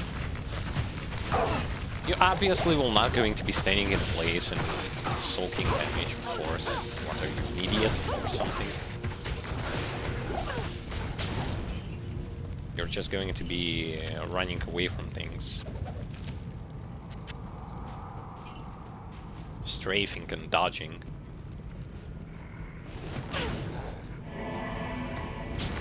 But still, like, it's much more safe and beginner-friendly approach.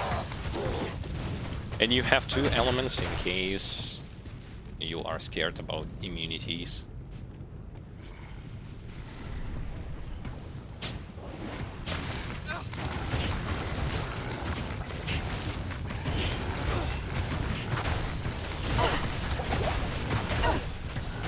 So naturally, this doesn't mean that you are going to play like a buffoon or something.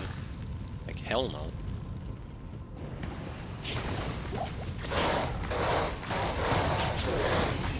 But your experience is going to be much more tolerable. And you don't need as much items as Barbarian needs.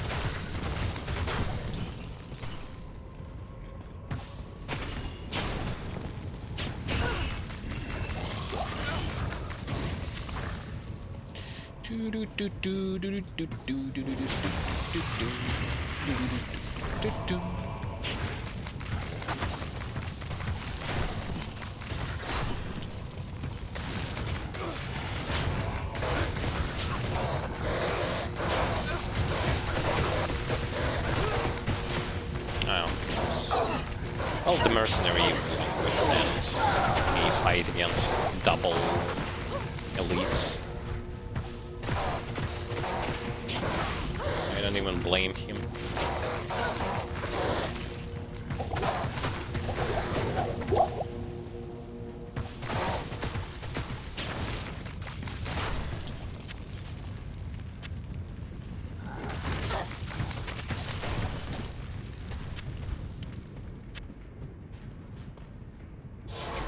I like that one where people were saying like, yay, after that patch, Blizzard is actually listening us.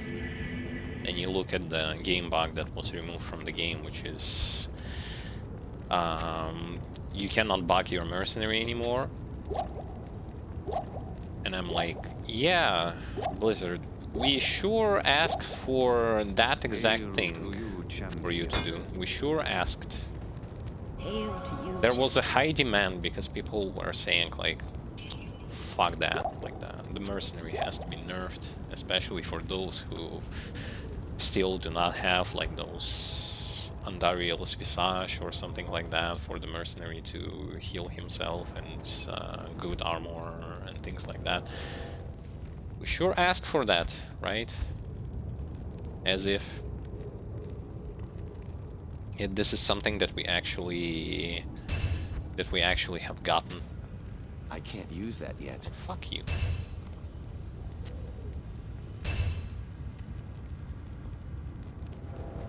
Or like the bug where you can bug Diablo, which was removed from this game. Yeah, we asked for that. Definitely.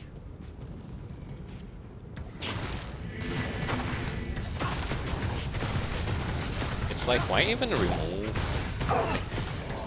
things that only work for, like, mostly work for those who either, like, try to beat the game for the first time or, like, still do not possess items and stuff. To make their mercenary literally unkillable. Beats me.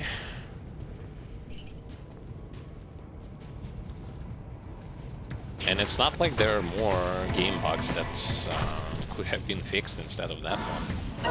Like, say for example, being locked in a cooldown state when you use the like Valkyrie resummon, then try to shoot Immolation Arrow. For like 10 seconds you just stand there and wait. I sure would want that fix.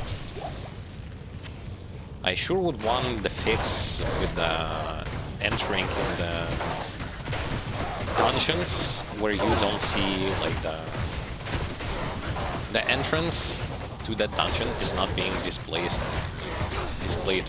on the map for some unknown fucking reason. Sure would want a bug fix where I don't have to, like, if I play on a console interface, I don't want to fucking rebind constantly the skill that I have on my secondary weapon, such as teleport, for example. Because every time I have to re-log in, I have to, like, go into key bindings, I have to rebind that shit. All the time. Like, this is not fixed.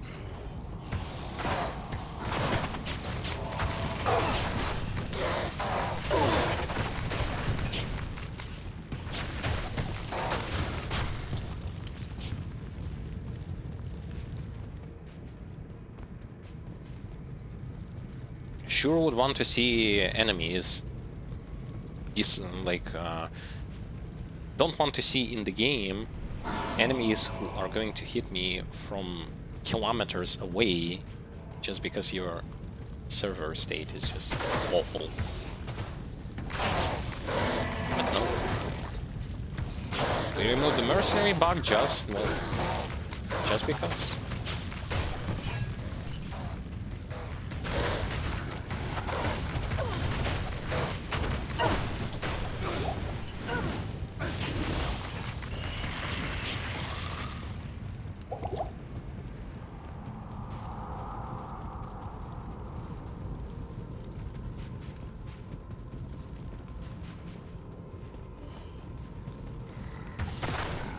Because it literally, what it does remind me of, it reminds me of Diablo 3 time, like the launch time, where the only thing that they were actually doing when it comes to, like,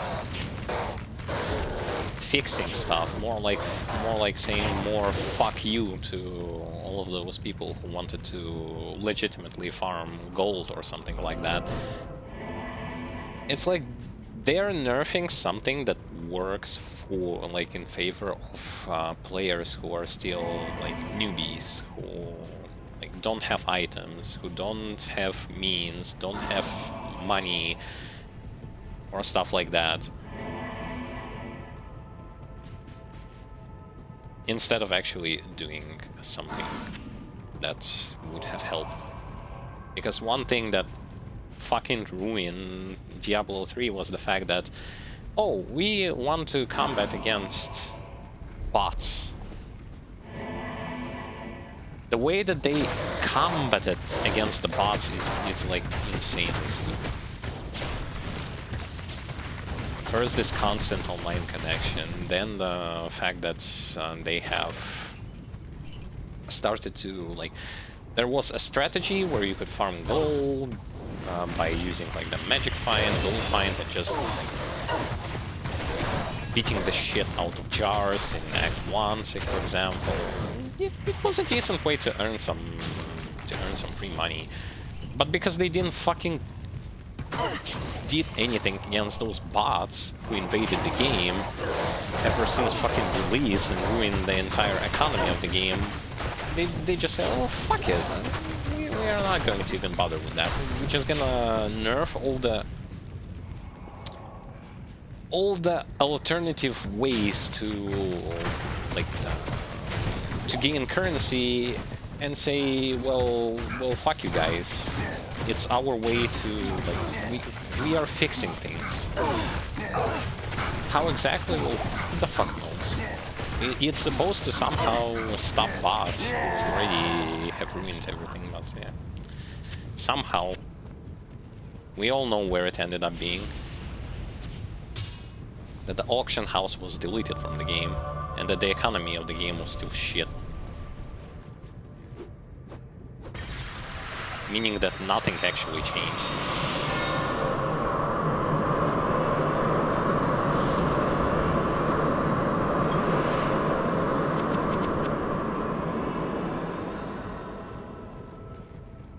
So when I'm literally speaking, like, when I'm speaking about incompetence of Blizzard decision making, I am strictly referring to the fact that they have no fucking idea what they are doing.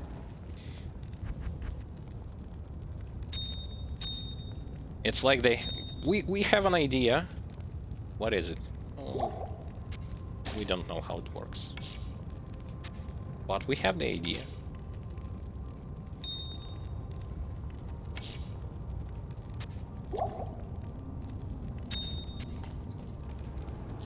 Abysmal things. Not in town. Good.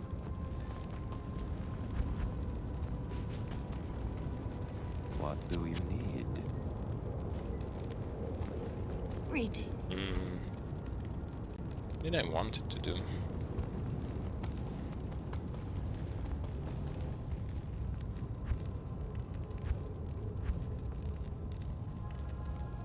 Nothing really.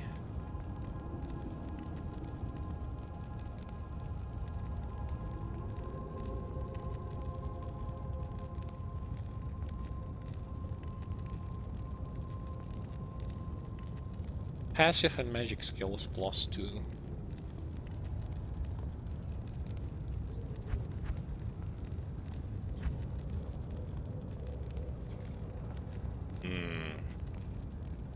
Yeah. No.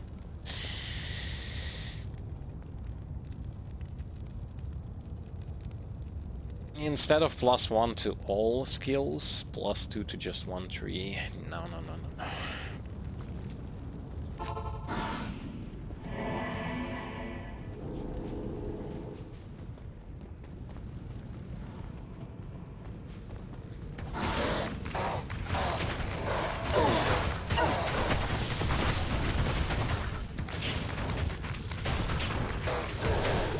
There are basically two states of mercenary in this game.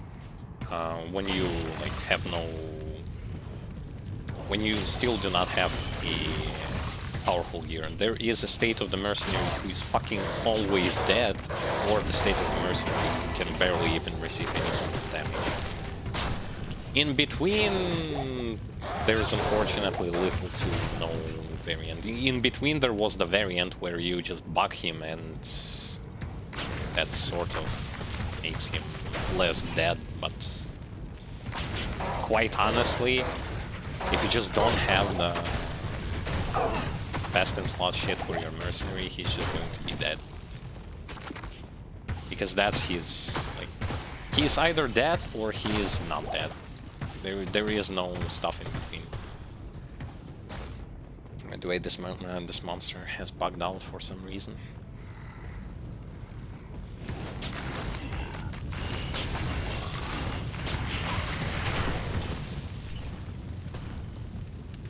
Plus, in places like cow level, for example, when you play like Blizzard Orc or a Hammerdin, this fucker is just going to drag away half of your enemies that you are trying to assemble for quick AoE kills. He's just going to be there, but he's a nuisance. All he does is being a fucking nuisance.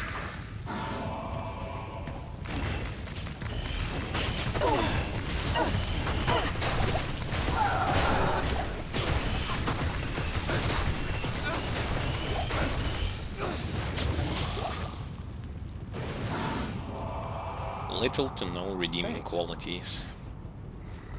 And for some characters you fucking need him.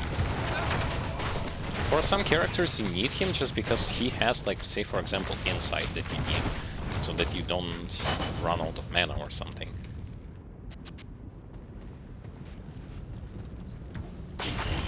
But good luck doing that when he's fucking constantly dead.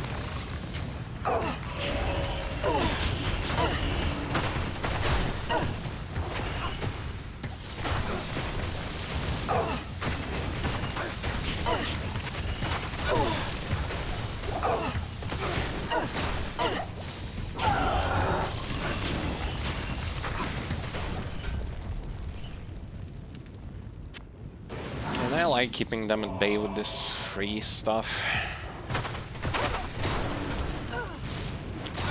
Can I please shoot? Can I shoot?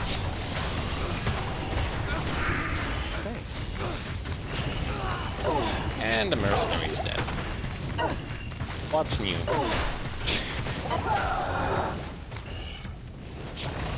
What's new about that I didn't knew?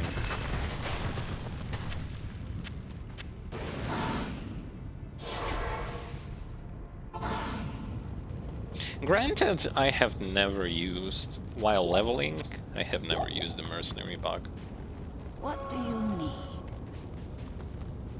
I only used it for like the Act 5 going against Bales, and like as a Paladin Hammerdin going against the second wave of Bale, and I've used it in cow level. Because there your mercenary is just fucking annoying, because he is going to drag the attention of so many cows away, and you want to assemble them in a proper fashion, which he of course is not going to give you a chance to do, because, well, unless you are an Enigma user. We all are, in our dreams, I guess.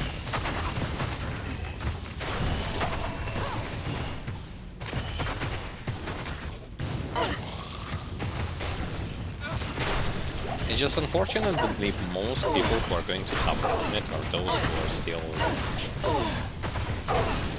in their process of trying getting something good, so that they would not have to use those things.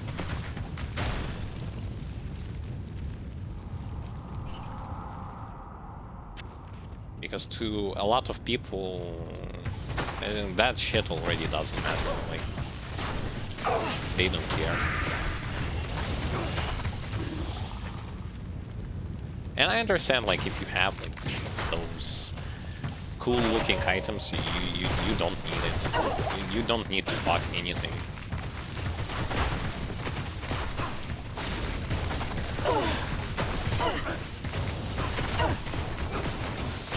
You can just go there, beat the shit out of things, and your mercenary is going to be alive. You are going to be alive. I understand that. Don't get me wrong.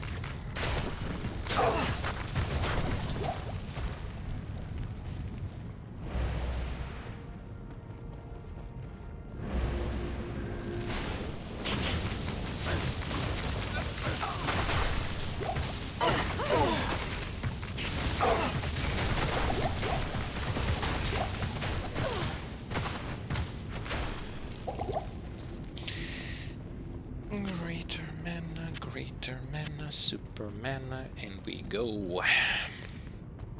Ah, damn. This class is so easy.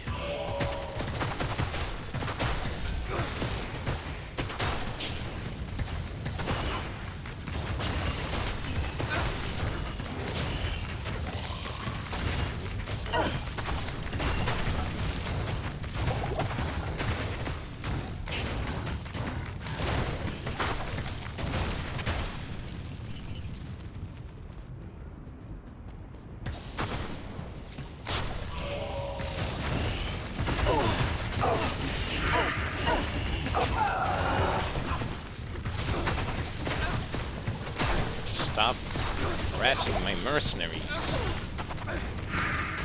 Annoying mages. Okay, so the mages are not resilient to fire. The warriors, on the other hand, are.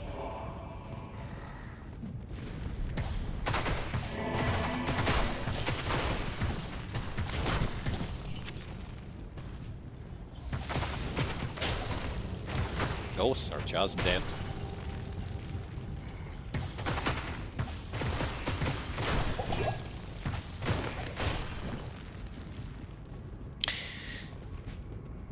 Let's take a look.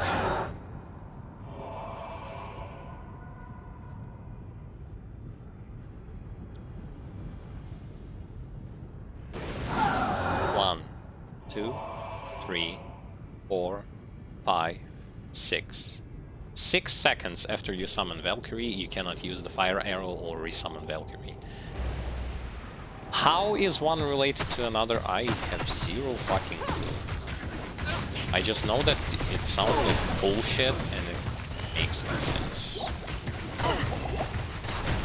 Of course. Speaking of double immunities, right below there.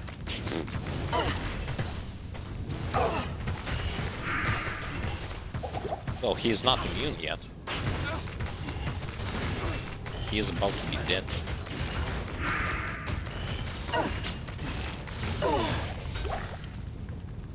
Yeah, fine. Fine.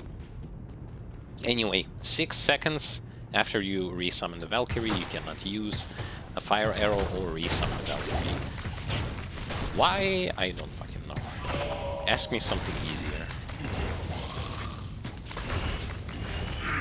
Probably makes no fucking sense, but they still play such an obnoxious mechanic into the game.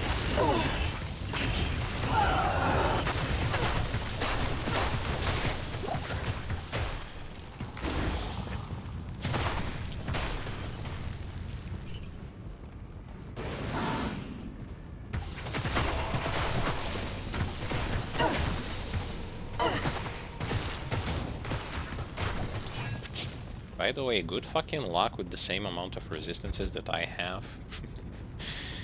Good fucking luck getting through all this using a barbarian.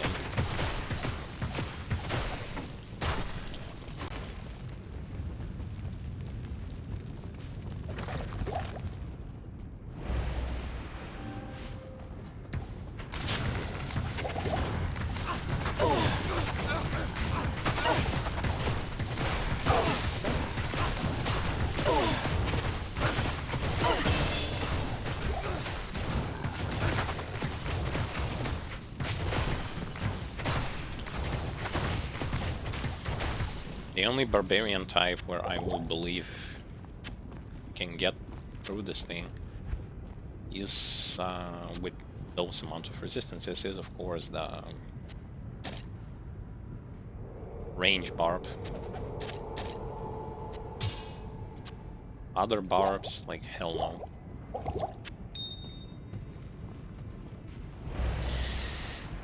Oh, Mr. Diablo.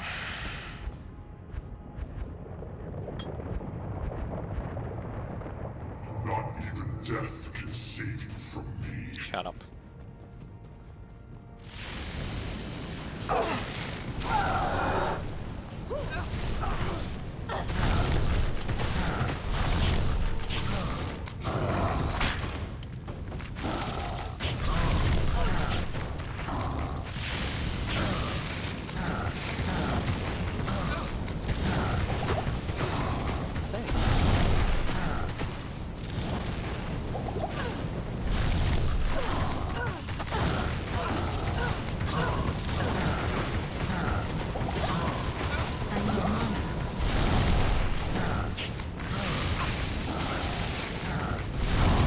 Thanks.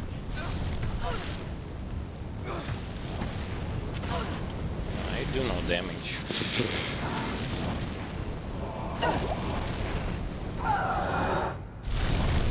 Oh, yes.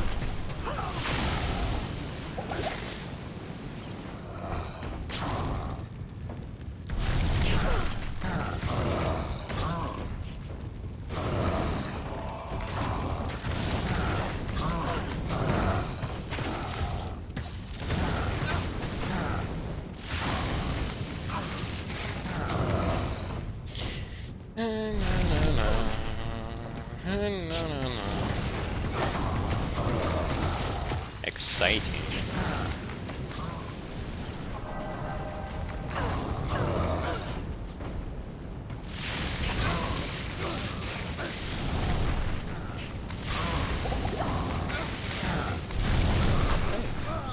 Ah, my mercenary died. Hello to you too, and welcome. As I said during the previous stream, and as I will going to say it again, Magezon is good for the fact that she undergoes the same, like the same category as the under the same like treatment as casters, where, well, with the exception that you don't need FCR whatsoever on her. But I mean, her damage gets higher the more plus the skills you have, and plus some bonus stuff on your gear that provides additional plus to fire attacks, such as like mage fists or boots of the Cow King and something like that. Basically the things that give you plus to either ice or fire. She is absolutely terrible against bosses. Granted, you already see like me fighting against the Diablo, and when I fought against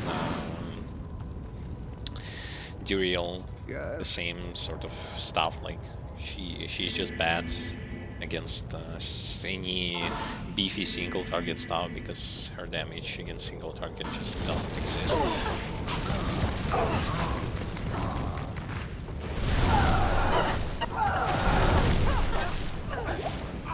I wouldn't say she's completely hopeless, but if your goal is to farm bosses, go and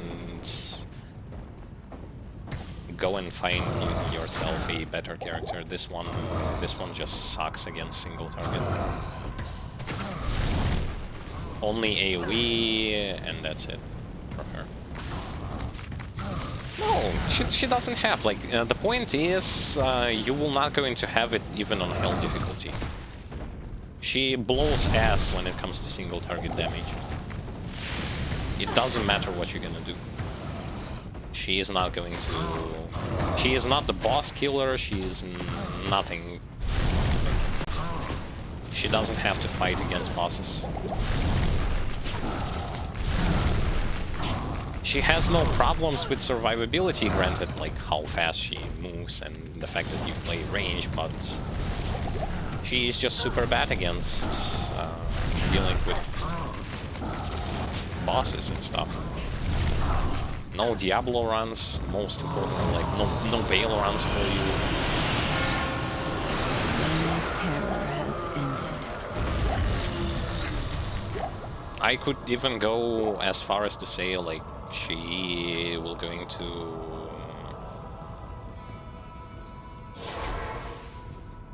give, like, if you compare like her damage output to, say, for example, Strafe or multi-shot Boazon is going to do better against single target stuff, maybe, or maybe not, depends. Yes, she will, because she sucks at killing single target stuff. There's unfortunately nothing you can do about that.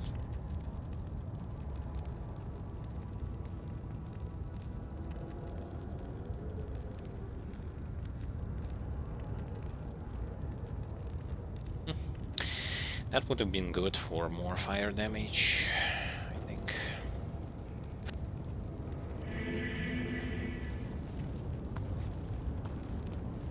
I haven't died yet,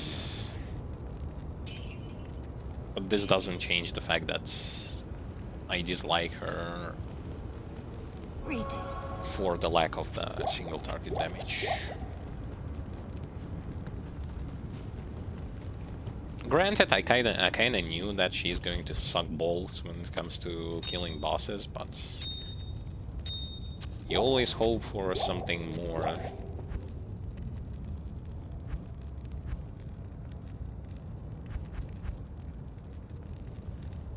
Anyway, she does what she does. Act 4 is finished, Act 5 is next. Next.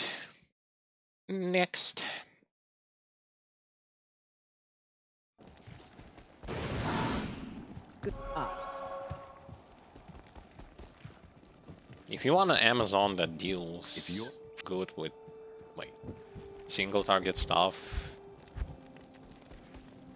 Magezon is there for you. This one, unfortunately, is not going to work out for you.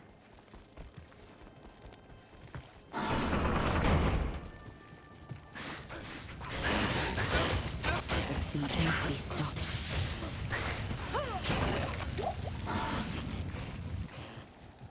Whole bunch of range enemies, which are not beefy at all.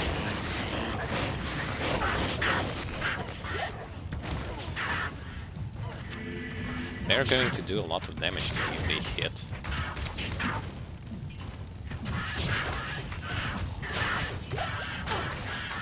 Because see, like, when it comes to AoE or like when the thing is not the boss, it's so easy.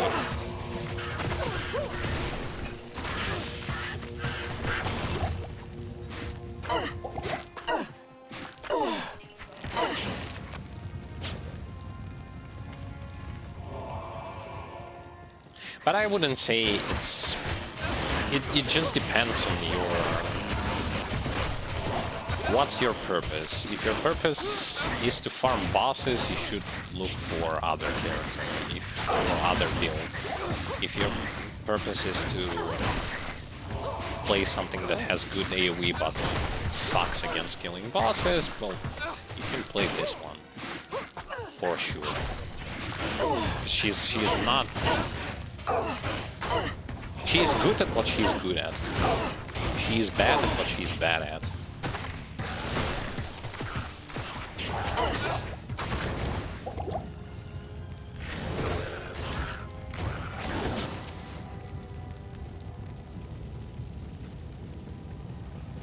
I wouldn't say that this is like a catastrophe, like oh my god, she can't kill bosses, so that's a bad character. No. She can kill them, she just sucks at it. Granted, you don't need to. Thanks. Granted, you don't need to worry about that.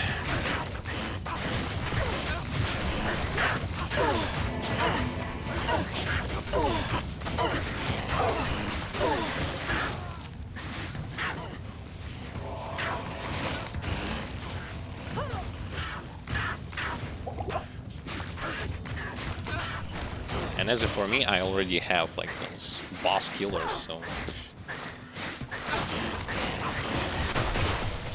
even if this one cannot do it, as good as those other characters can, I don't care. It doesn't change anything. Thanks.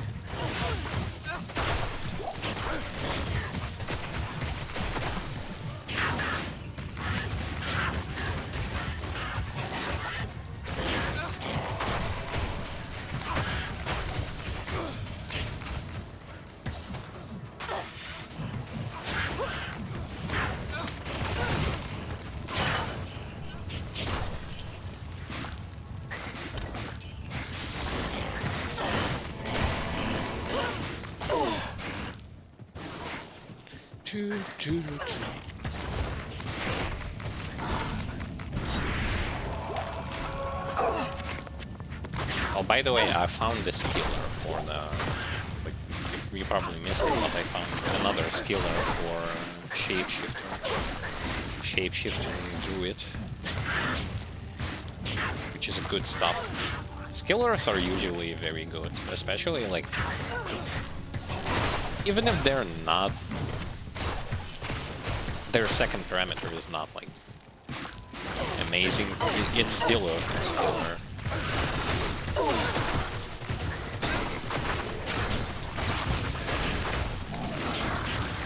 You still can sell it, use it easily. Unfortunately, no skillers for the Necromancer.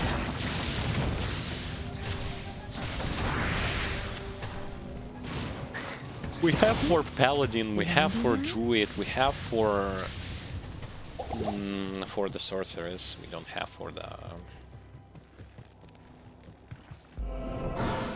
Necro and for the Amazon.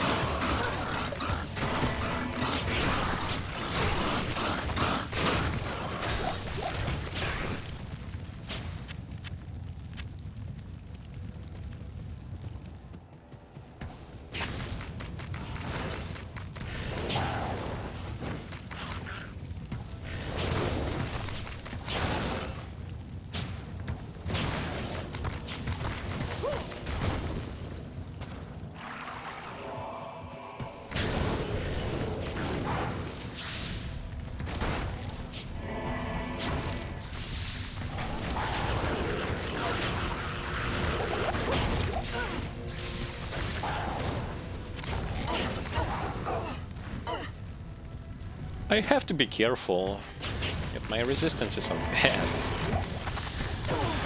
Gotta be on the edge of my seat, but unfortunately the gameplay that I have right now doesn't put me even remotely close to well, it's have to be very cautious or something.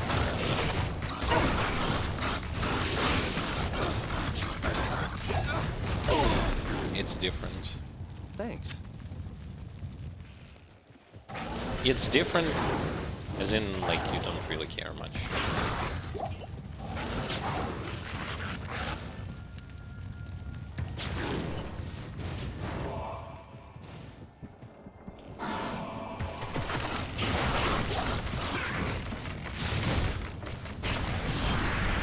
You know what makes me kind of sad is that now, well, sad, and at the same time, like, I figured out that on range characters like pure range characters. Resistances on Nightmare doesn't mean anything. They are just entirely optional. Like even if you have dog shit resistances, it doesn't matter. It so doesn't matter. Like the only thing against whom it might matter are actually the souls.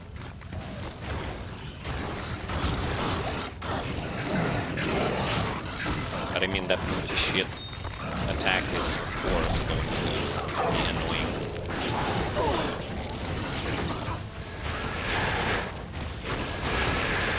So yeah, another point as towards why you should play caster or range character instead of fucking drooling over your monitor playing a melee character.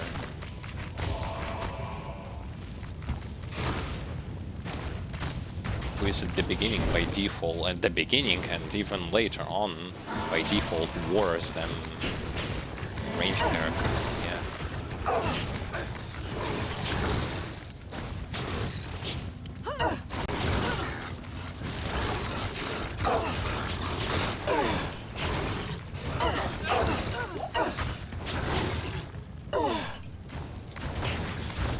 So on the YouTube channel, I have uploaded a video about like me as a paladin. Like my first character in this Diablo 2 Resurrected was Paladin Hammerton, class with whom I have not played whatsoever in D2. So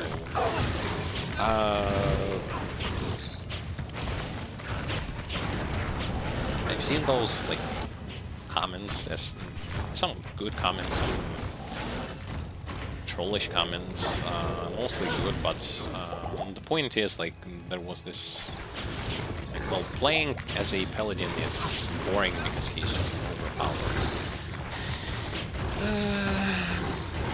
Well, in some cases, yes, I would agree that yes, he is overpowered, but it is not that makes him boring. The thing that makes Paladin boring to play is the fact that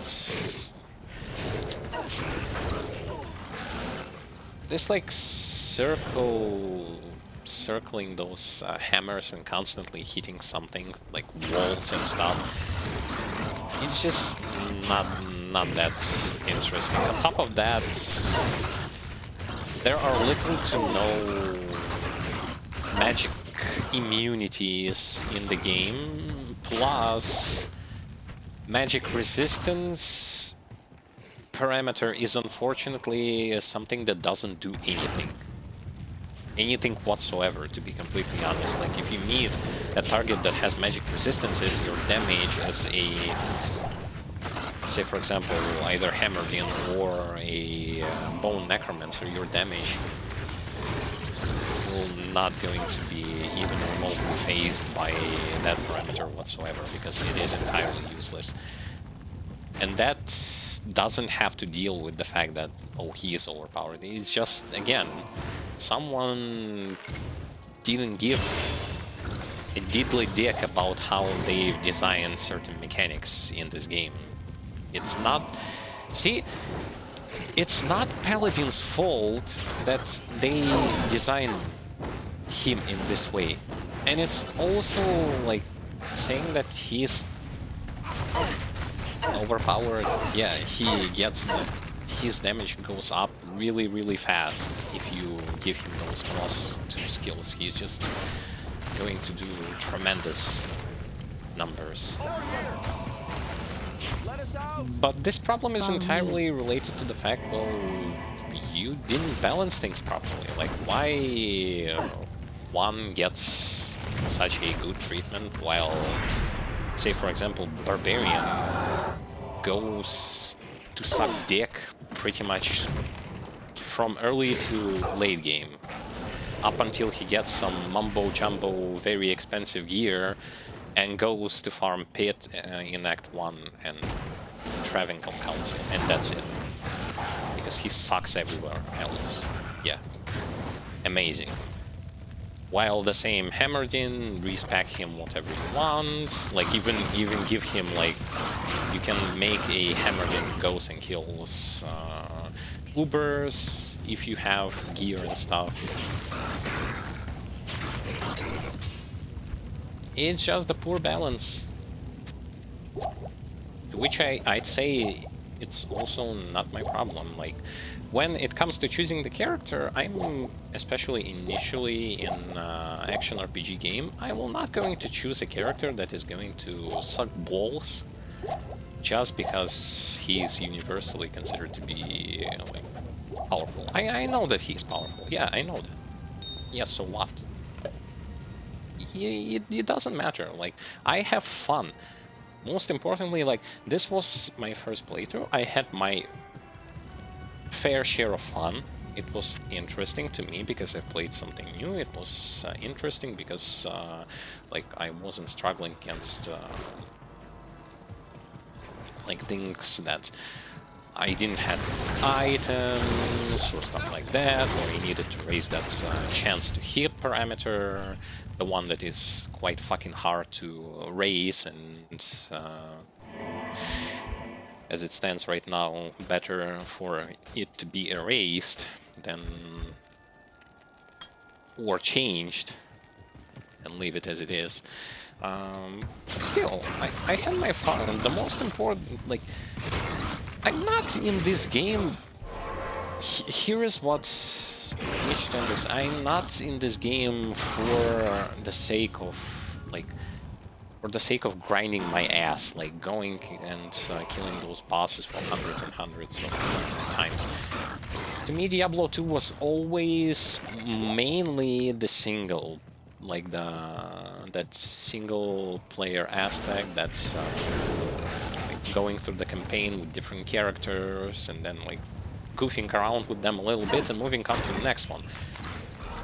Because the end game of this game is just pure trash, and now that I have played games that have more endgame, more variations of endgame, I of course will going to say that yes, it is like that. And granted, 20 years later, nothing changed. It's the same. Like the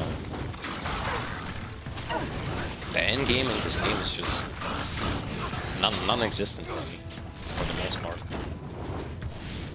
If you like farming those bosses for whatever reason, just so that your next character is going to steamroll through the entire game without any sort of problem, you do your thing.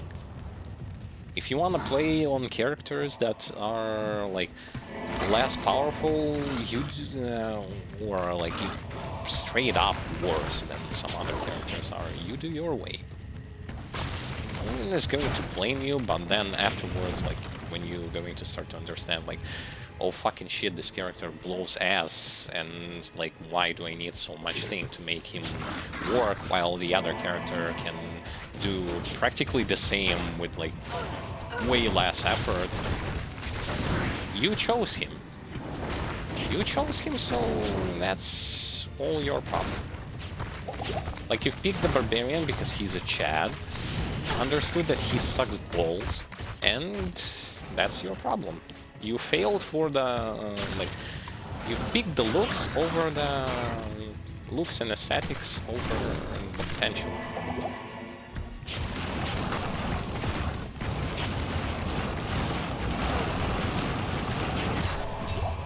And when it comes to boring, that's also like super subjective. I would say there is nothing in this game, there is nothing way more boring than playing a summoner necromancer or a summoner in general. There is just like for me, like also like the subjectively, there is just nothing more boring than to play that class archetype in this game. It's like you almost don't do anything. You just stand there and you wait for a possibility to use the corpse explosion. That's so boring for me. And then when you get handicapped by the goofy mechanics, such as disappearing pets and things like that. Like, I don't know.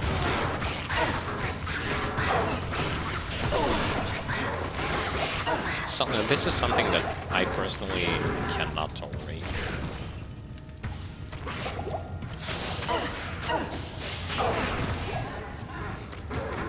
Someone likes this gameplay,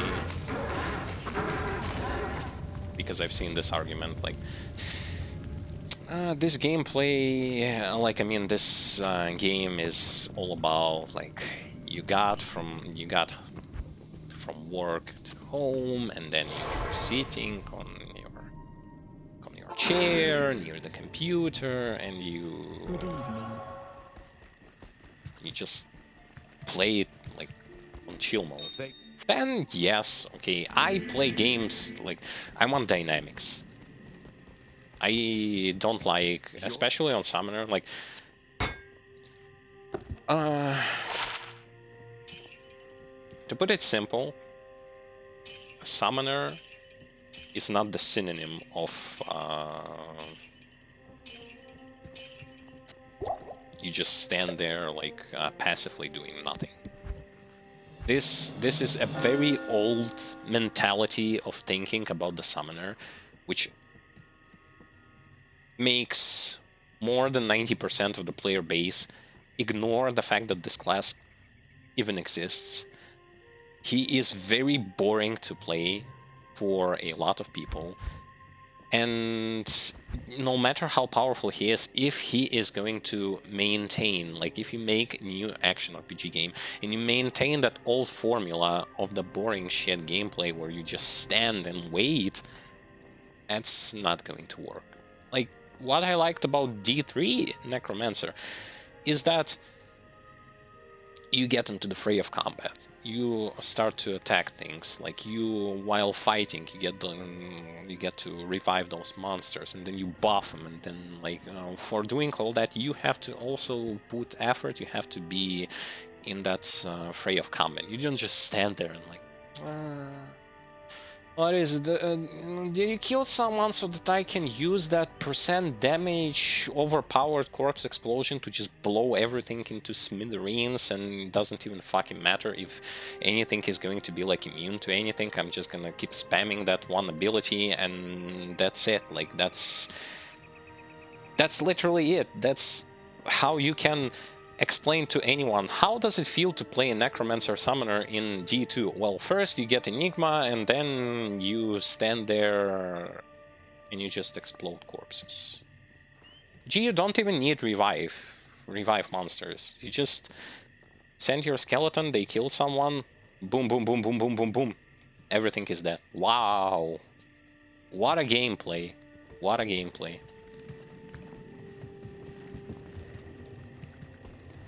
It's very boring.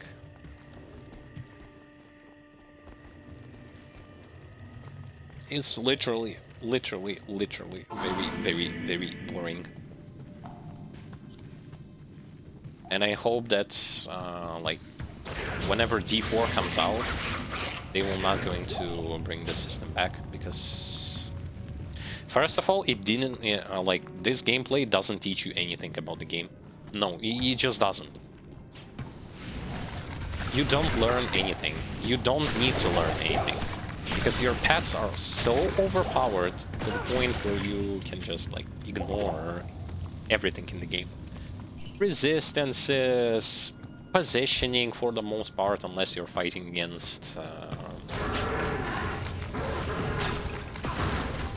glooms who can one-shot you because their stuff is piercing. But then again, in this game there are such a few skills and enemies that can do that. For the most part, you don't receive damage from them whatsoever.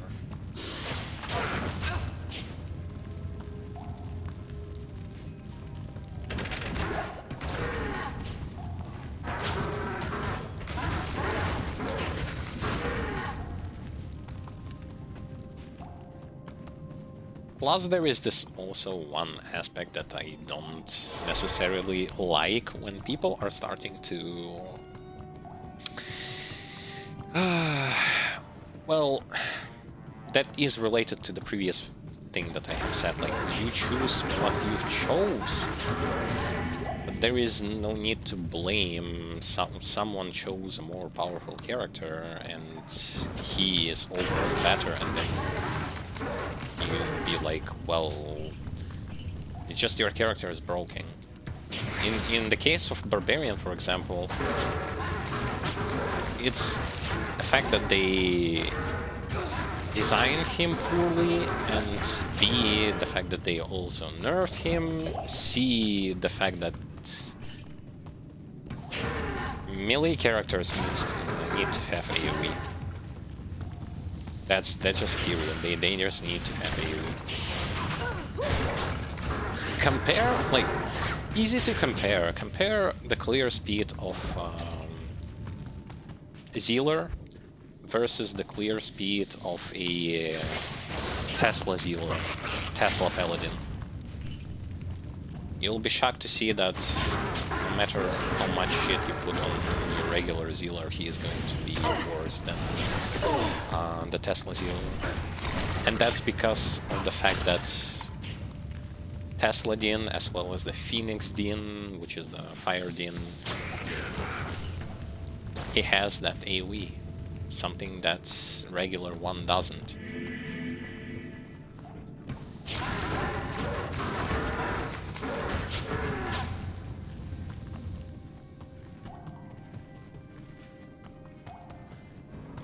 So again, no point in crying if you choose, by default, you chose to play with the worse character and then calling someone overpowered. Thanks.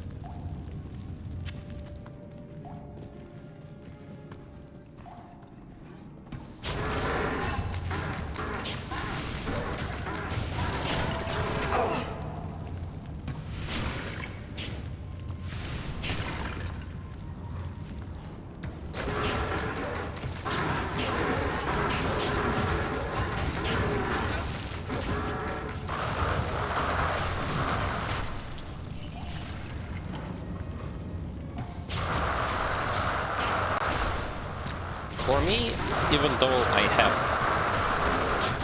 played with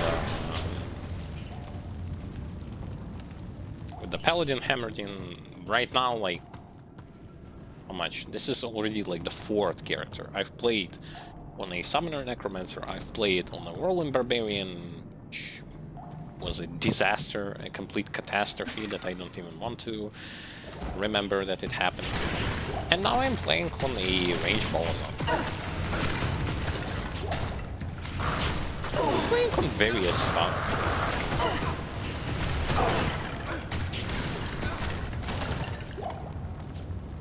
And because I'm also like, granted, I really don't give a shit about farming in this game. I do farm occasionally, but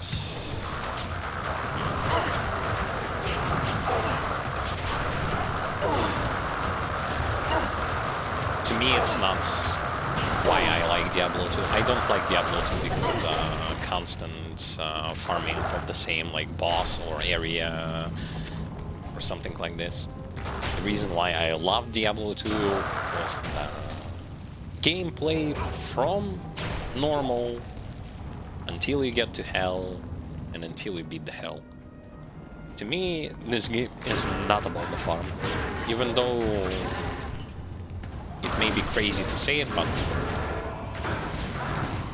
it's not the farming aspect that's brought me into this genre. It's strictly like this whole progression through the difficulty, multiple classes, and that sort of stuff.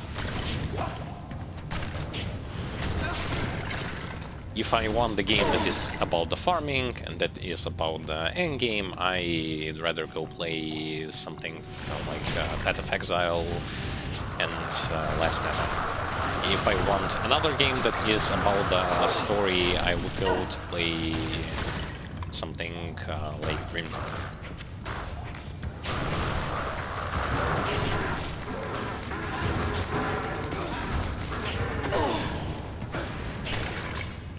So yeah, to each their own. To me, the story and general gameplay from start to finish.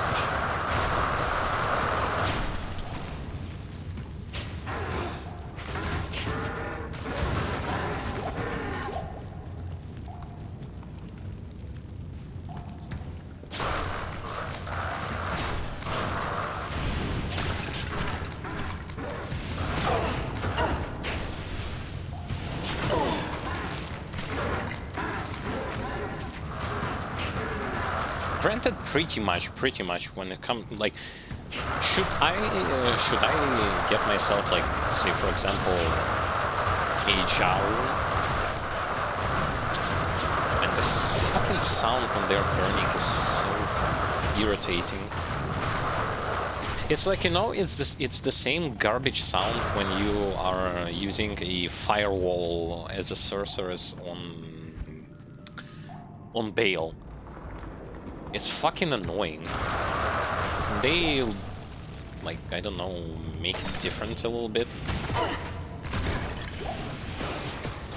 But yeah, yes, my goals when it comes to, like, farming, what I really wanted to farm for was basically a Shaco and Enigma, and that's it. Like, I don't care about anything else, because Shaco and Enigma gives me a chance to first of all, like, Shaco is a really good MF helmet, and Enigma is by far, like, the absolute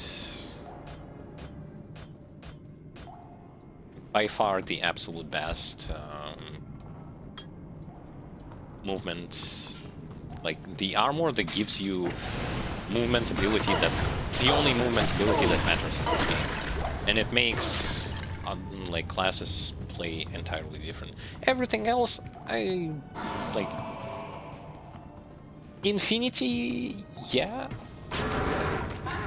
but then I figure out that besides Infinity, you would also need, like, Griffins, and then you would need, like, those faucets just to get rid of those immunities. Nah, like, Enigma plus Shaco.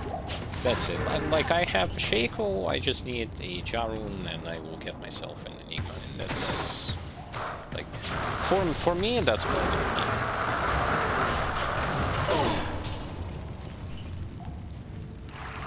That's, like, when it comes to stuff that I really would want to have. The rest is okay. The rest is already for the way into the late game stuff, to increase your potential in farming, which never has been my goal to begin with in this game.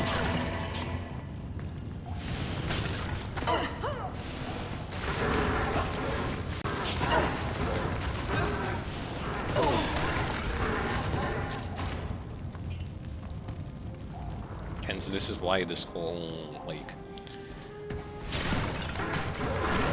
when you say that the game provides you, like, you've beaten it multiple times, like 3 to 4 times, various characters, and even more, like, if you've done that, and then you say that you are, like, there is basically nothing else. Say maybe you even killed, like, Ubers and stuff. Then someone tells you, what do you mean you don't have anything else to do in this game? But what about, say for example,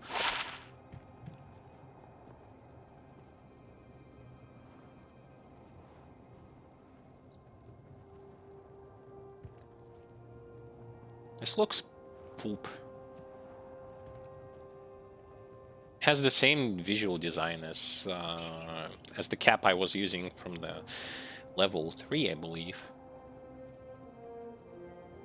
It's sort of bad, but yeah, like, saying that. What about, like, getting all characters to level 99? What about getting the, like, best in slot gear for all of the builds and with the highest numbers. To which I say, why do you need that? Like, I would get it, like, if you would, if it would be Path of Exile, Last Epoch, or even Grim Dawn. You don't need that. Why would you need that?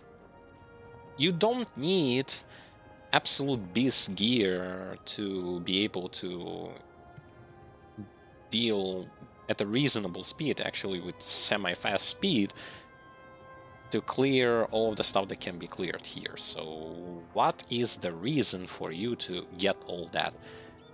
I would understand like D3, PoE, and Last Epoch, which are constantly updating and providing you places for where you can use that. Here you cannot even, like, you get, like, you have a Javazon who already has like Titans, Griffins, a couple of Faucets, and an Infinity, and then the Thunder God's belt.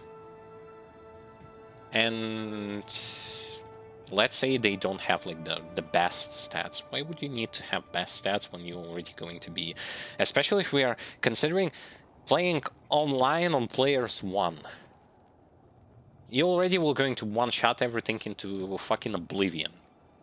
Why? Why?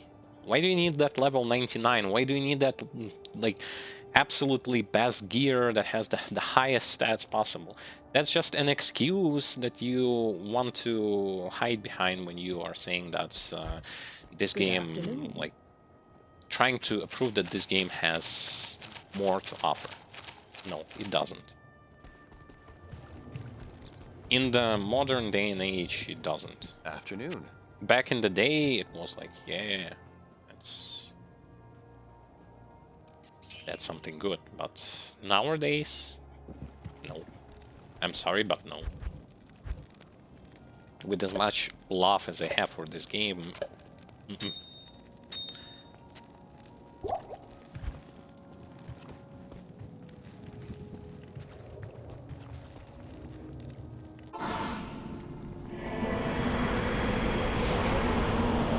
Is it a bad thing? If you are mainly aimed at, like, your entire purpose is just play the end game, maybe. If you are here for just the good experience, playing the game, going through the story, having good characters and all that kind of stuff, then this will not going to ruin your experience for you. It won't.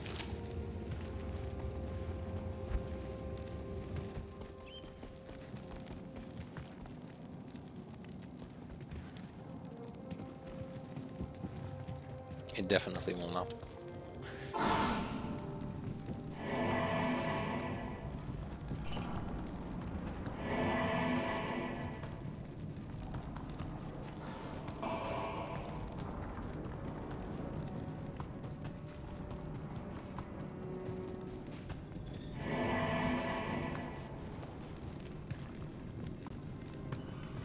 And this is also probably the reason, well, probably, most likely the reason as towards why there are many people who are writing something that goes like this.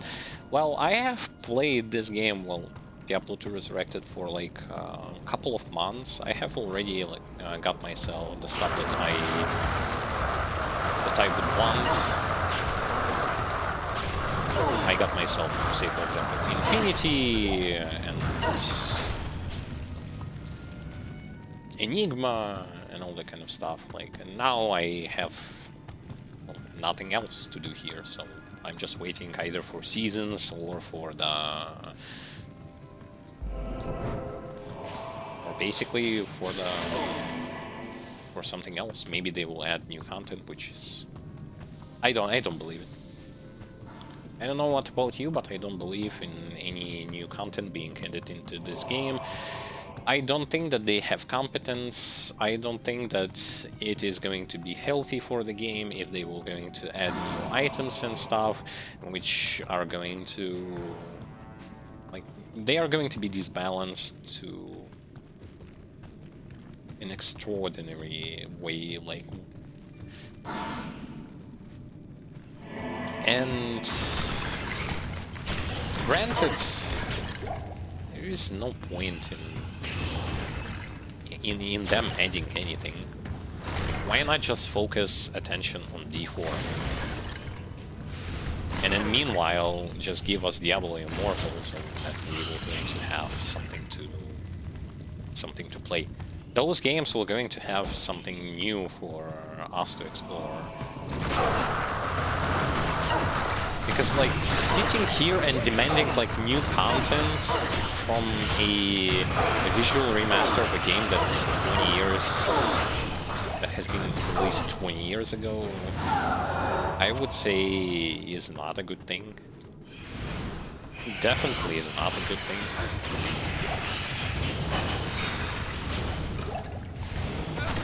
First of all, who actually promised you that there was going to be any sort of new content? And then... there was going to be D4 soon enough. When? Who knows? Maybe.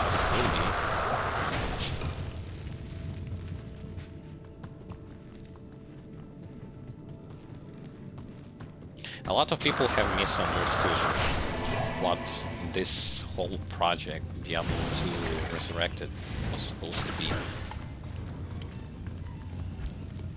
Diablo 2 Resurrected was supposed to be something that also should have been done for Diablo 1, where there was a Diablo 1 anniversary, but unfortunately they fucked up, and Diablo 1, instead of getting remaster, possibly maybe a remake, got a garbage collaboration with Diablo 3. That was a giant spit in the face of the fans of the original D1. Because it was done poorly, had literally nothing to do with, like, this whole idea of Diablo 1 anniversary. It was bad when they could have done something like this. Well, they couldn't done because they didn't have Valkyrie's vision, making them such a visually good looking, by the way, game.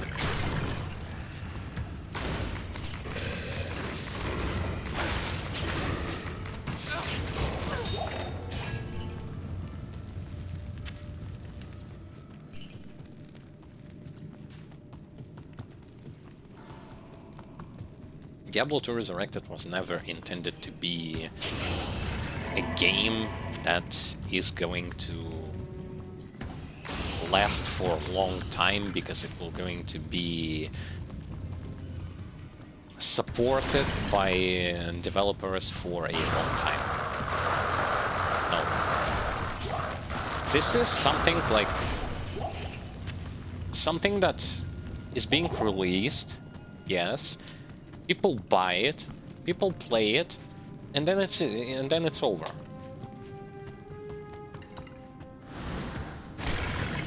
And it's also not like you can say, but what about like Warcraft? What about the StarCraft?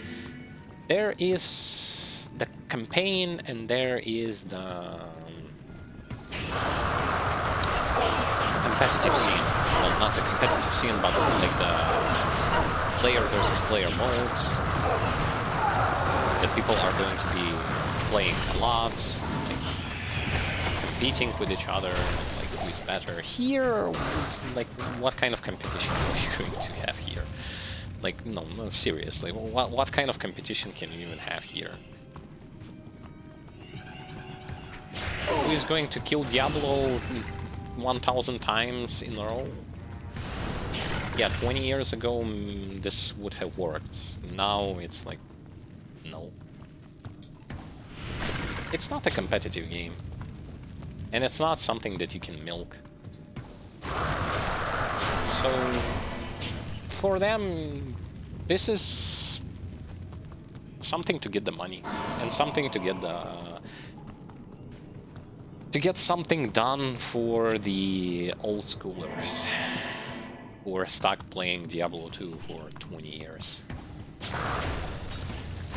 And now they can play it for 20 more years in a visually enhanced game which has pretty much everything when it comes to gameplay wise from the game that was like 20 years ago.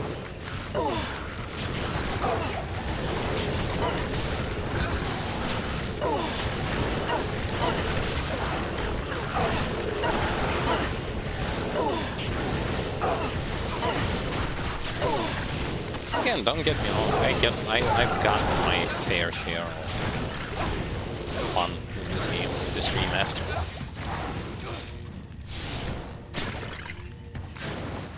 I got the nostalgia factor, I got everything that I actually wanted, besides like the quality of life changes that I would have loved to see. Outside of that, I got myself a chance to play this game after so many years. I've got this possibility.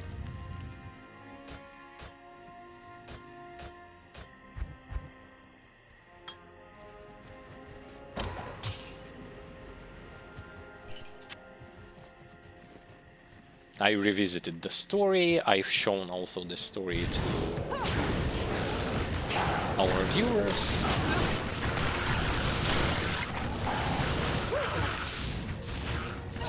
I've checked those mechanics that most of them understood and reassured myself that most of them are either prototypes or something that's fortunately was improved severely in other action RPG games.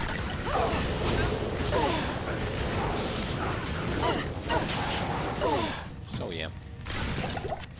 When it comes to like getting what I wanted from this game, I got what I wanted from this game. You on the other hand, I don't.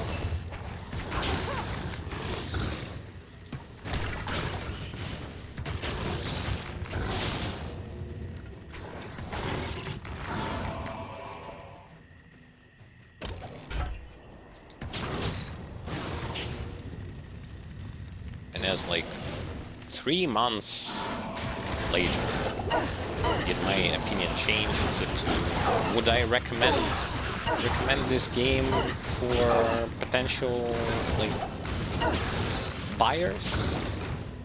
I'd say yes. I'd say still yes. If you are here, like, if you are in search for an action RPG game that has a nice story, that has pretty interesting characters, if you want to touch that classic, to see with your own eyes what it looked like, only in the enhanced visual format, go for it. However, if you are in search for something that has good endgame, quality of life changes that matter, and things like that, or if you're in search for balance, you are searching the wrong way, unfortunately. As this is not the game about balance, this game is also not about endgame, never been about endgame, no matter how much time you're going to tell me, well, there is endgame, you just go and you kill the same boss over and over and over again for that 0.01 chance to get a rune, which cannot be increased by no matter how much magic find you have, and the fact that the runes have broken the entire fucking game's balance into smithereens, where pretty much everyone in the end game is using those overpowered runes instead of any sort of like unique alternatives. And yeah.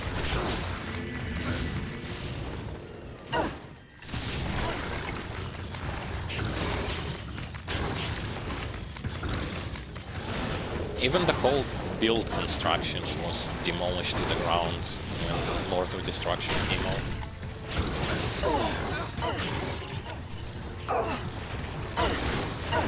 They placed everyone into the same sort of position where you either get this or get fucked.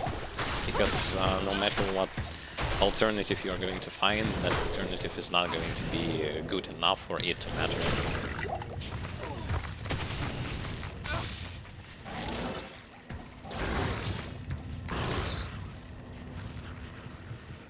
Does it matter that much for me? I would say...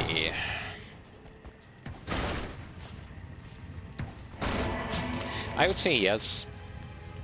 Because I don't like to, with how many, especially like low-level gear is dropping even on low-level, mid-level gear, and uniques are dropping on hell difficulty. I would personally want to have like reassurance that this is not just a shitty gear that is dropping just because it is in the drop from that particular boss or enemy. Gear that is going to be entirely irrelevant in the current meta, in the current circumstances. A gear that you would only equip if you have nothing else to do with your life. So yeah, that's your almighty balance. Diablo 2 Lords of Destruction, Diablo 2 Resurrected, as a matter of fact, because it pretty much just copies everything that already has been said before.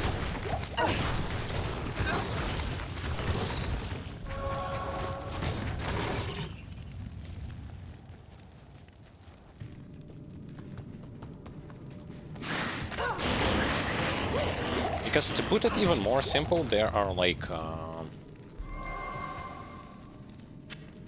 20 something uniques in the end game,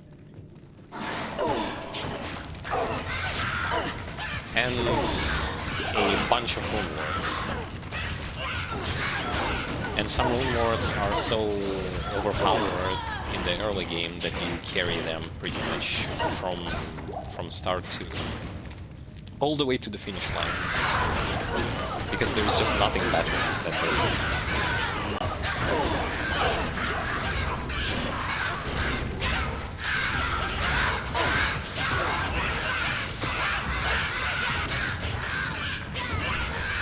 Jeez, this whole sound effects, mind-numbingly annoying.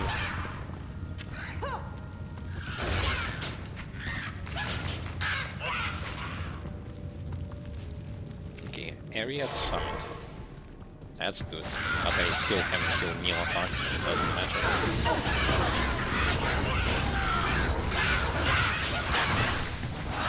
Anyhow, anywho, that's Diablo 2 Resurrected for you.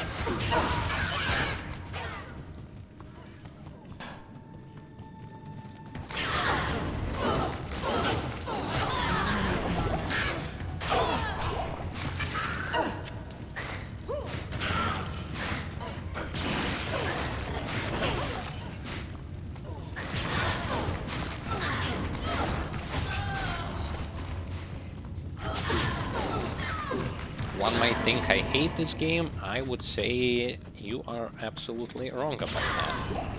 As a matter of fact, I'm hating not the game, I'm hating the company which produces nothing but fucking pain in the ass of the players who are playing their games. Which is almighty Activision Blizzard, aka the company that sucks. straight and up front. I'm going to keep saying this until they actually going to change the way how they are doing things. Because I have absolutely no intention to say something good about Activision Blizzard. I will going to say my thanks to Valkyria's Vision, who brought this visual remaster so that people would have the ability to enjoy this game even 20 years later with this amazing looks and graphics. But when it comes to Blizzard, I would say fuck them and fuck them again.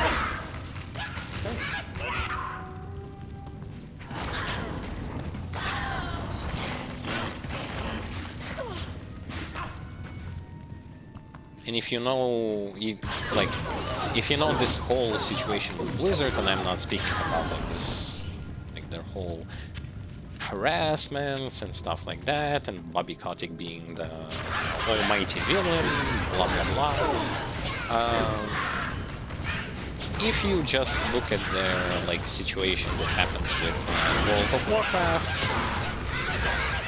especially recent stuff, where instead of look at Final Fantasy XIV, for fuck's sake.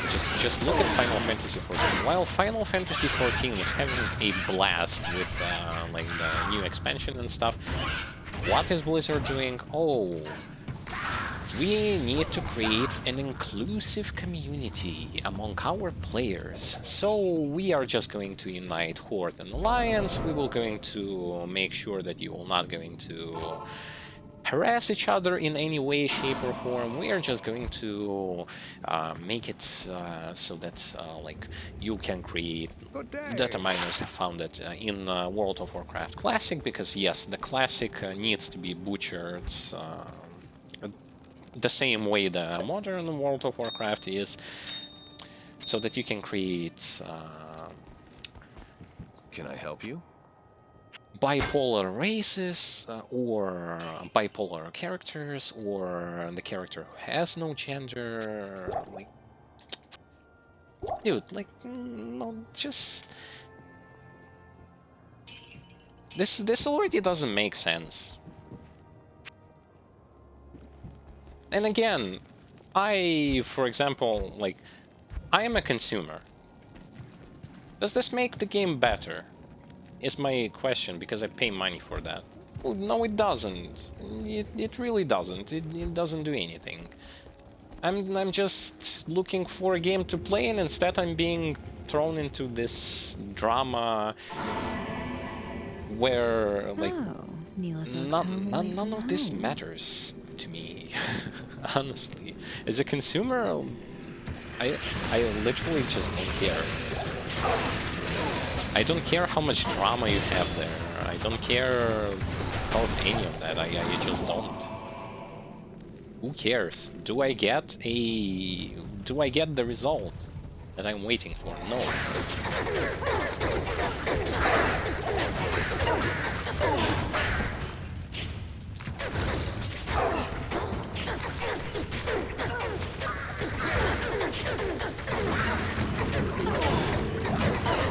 And going back to D2, all that Blizzard had to do was to support in form of quality of life changes, stable servers. They just had to support this game. That's literally all they had to do, and they blew it. Up front. No fucks given. They've been the other studio had made astonishing when it comes to visuals and the aesthetic-wise remake. Well, not remake, but remaster. Okay. And they refuse to do something with it because it doesn't bring them money. Because you cannot get them.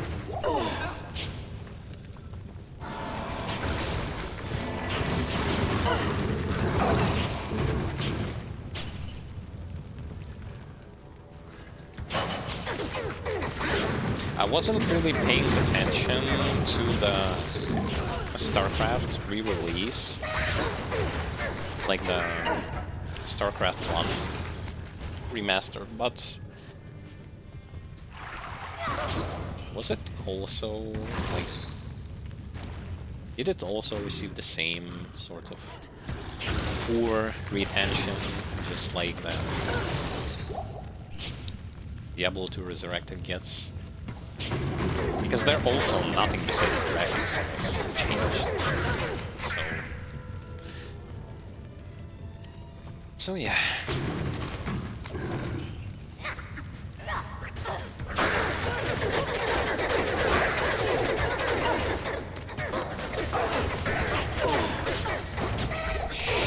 I'm being backstabbed by those guys.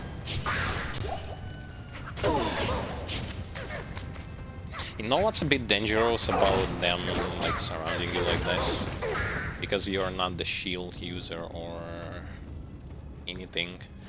When a lot of things are starting to hit you, they interrupt your casts. They can put you in some sort of a lock-in state, where you're just going to be standing there and taking hits without any way to retaliate.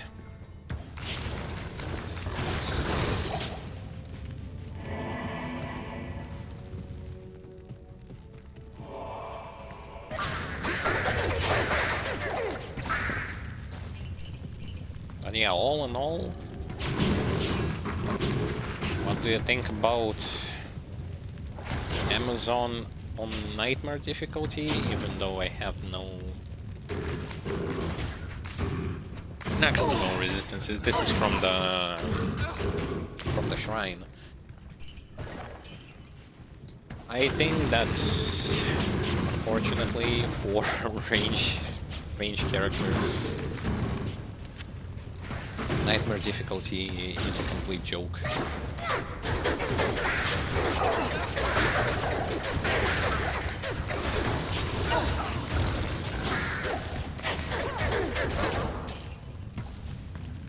Nightmare turns out to be a complete joke.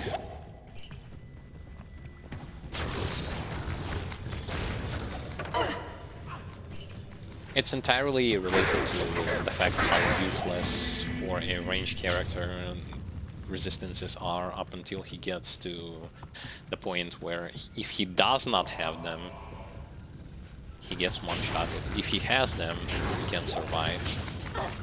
Which is also not a good thing. To put it simple, what it means is that up until damage stat of the enemies gets ramped up so high that you are going to get one-shotted if you don't have resistances, you can neglect them. If you play ranged character, that is.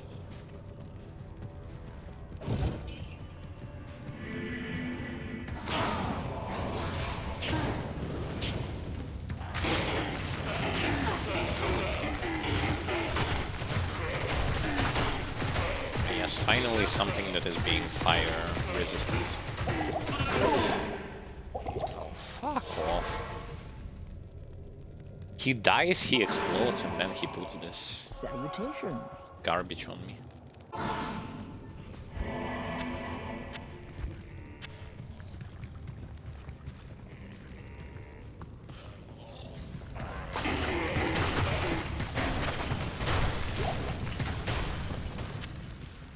And the reason why I love this arrow is mostly because of the fact that it allows you to freeze targets in AoE. Nice. Anything that has like a decent AoE, the more the better. Gets a plus from me.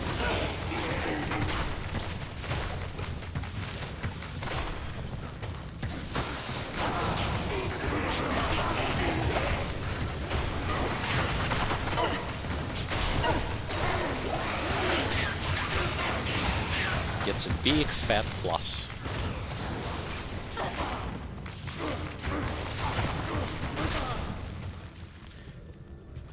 The struggle against Bale is going to be real because I don't have good single target damage. It's impossible.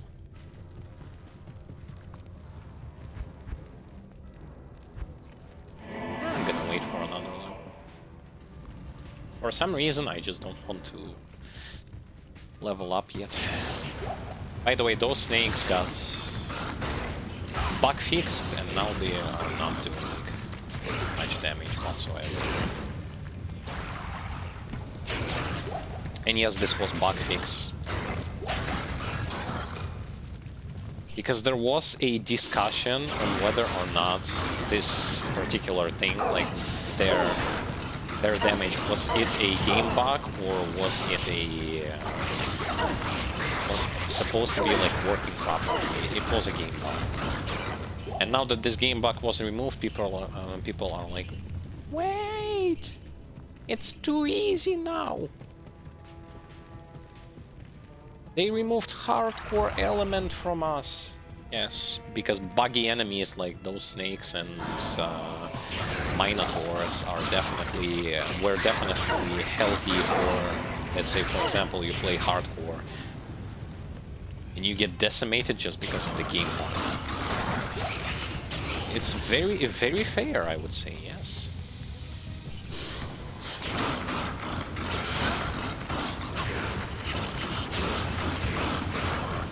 I don't know in what way it's fair, but some consider this to be like a fair thing. Why remove it? Because it's a game bug. Because it's bad game bug. It ruins the experience.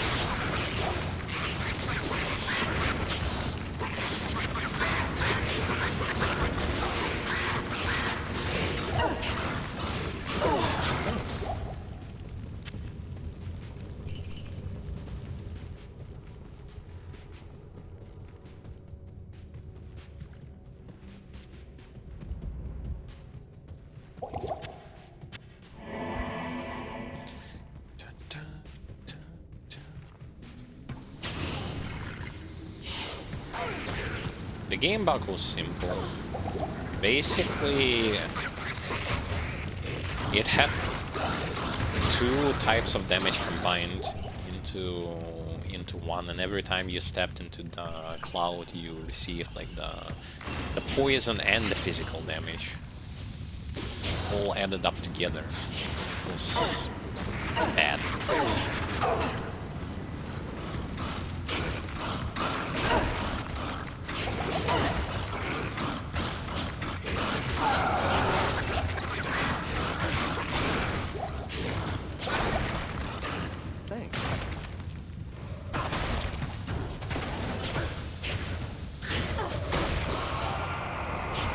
Nice, we survived.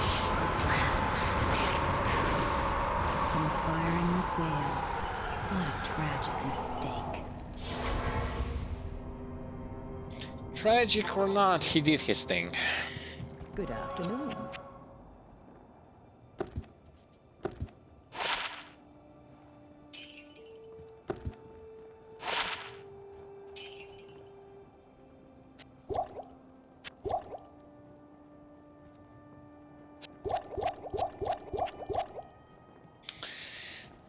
Now comes the fight against the ancients.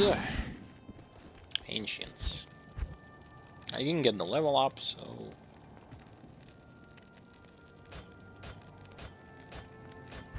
I'm gonna randomly select those. I want to see how the ancients are.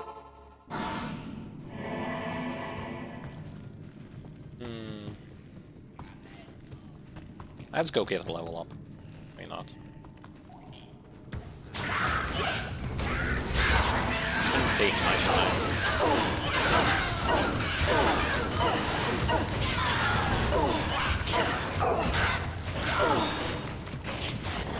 I'll get the level up from here, and then after killing ancients, I get another level up.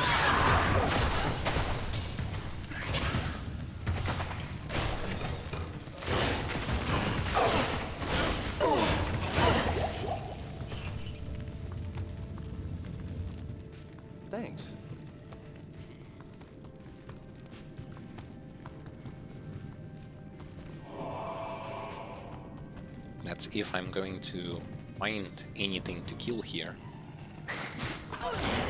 Preferably elite.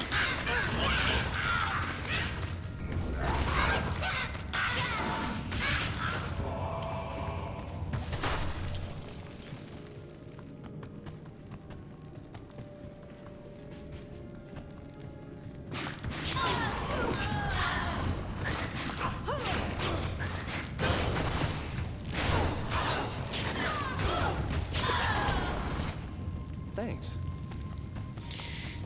Okay.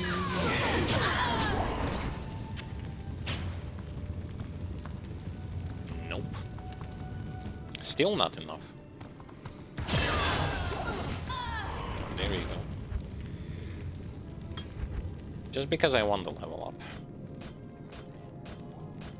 Again, when it comes to stats, I'm leveling them in such a weird fashion that I know it's bad.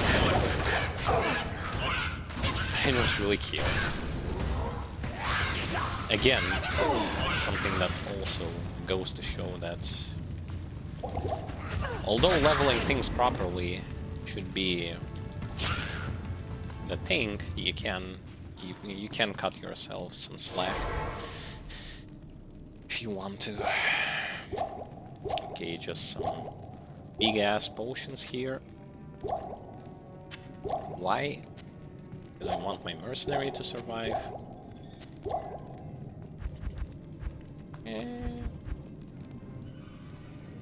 Ah, this one doesn't matter. Okay. Fabled home of the ancients.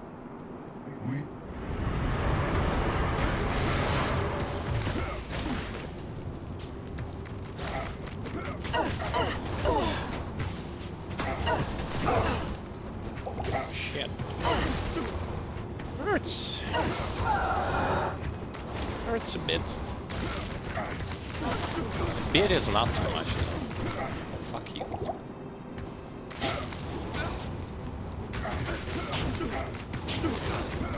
Thanks. He is fire resistant. Fucking sweet.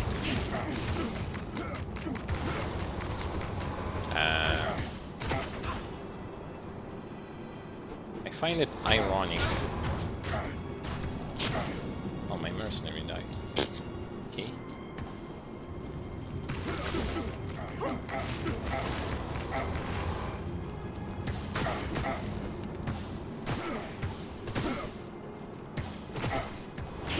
Also, I can only freeze the asshole that throws things.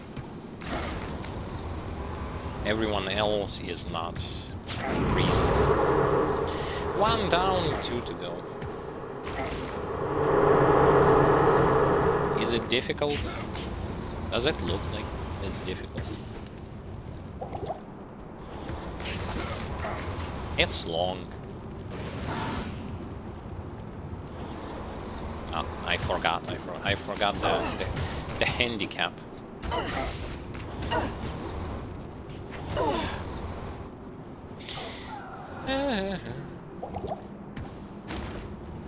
Well, normally you would want to bug your mercenary here or something.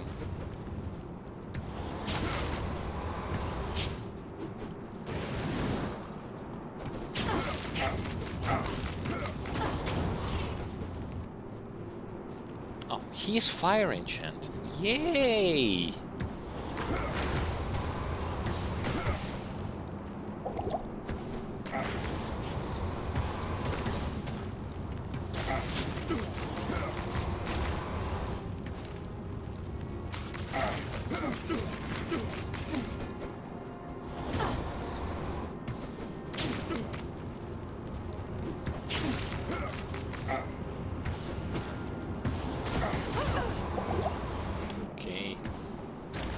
Whatever. I need mana.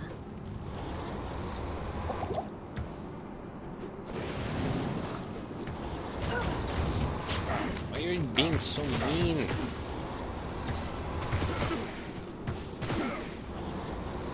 Can't really do anything. Not enough mana.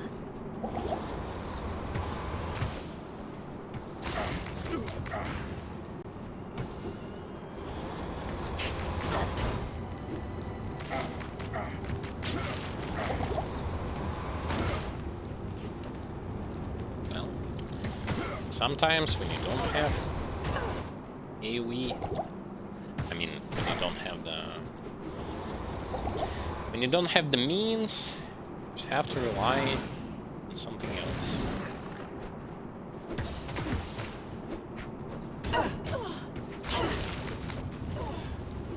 Oh, by the way, can I get this guy here so that I can only find, I need mana. fight him?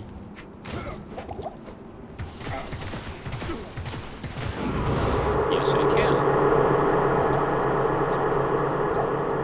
Oh, fuck face, where are you?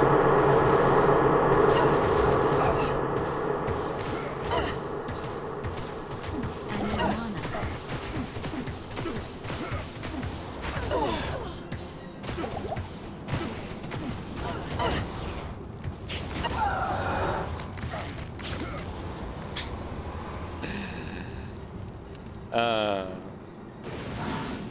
Aha. I need mana.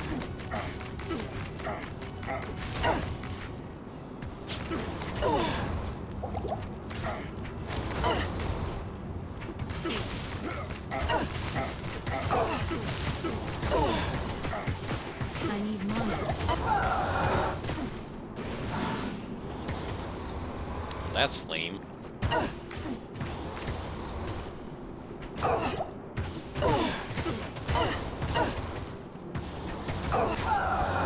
Wait, I don't have...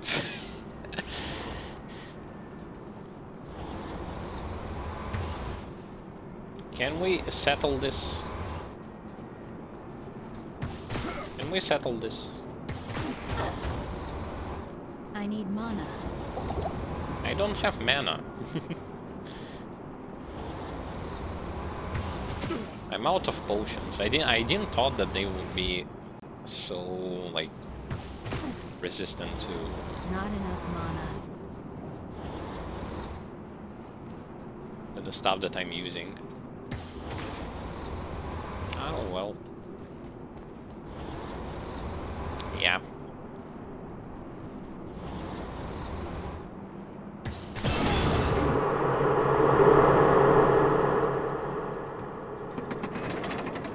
I'm not impressed.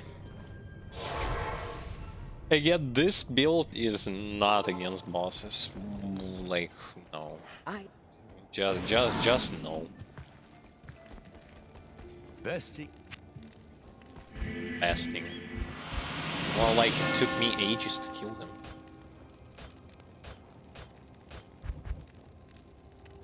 Okay, max this one out.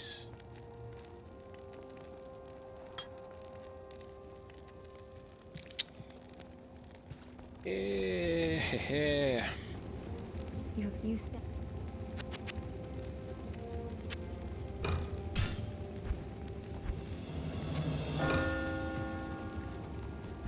That was long.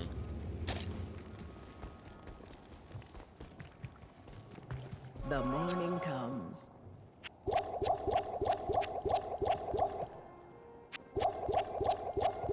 And again, the reason for that is because she just does not do damage against single target stuff. She is so good against like AoE, but unfortunately her gigantic downside is that when it comes to boss killing, it's just completely useless.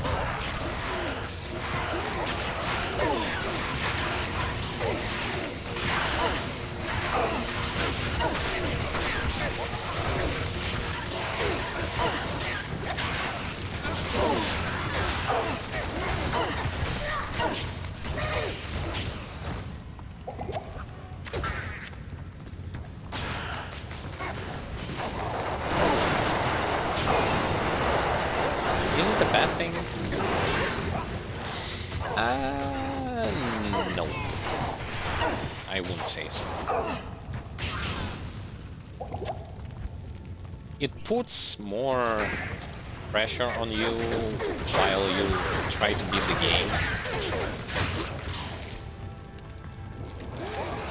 Because you just cannot like have the same clear speed with like single target and AoE. Sort of equalize those two.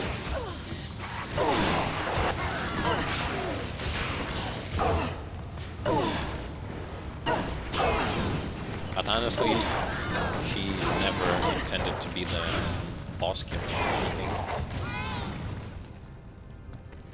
For that purpose, there is Magezon.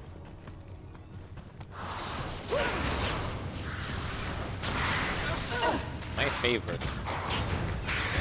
Have low resistances, yet fuck. No, I will not. Because as I said, up until we get to hell, it just doesn't matter.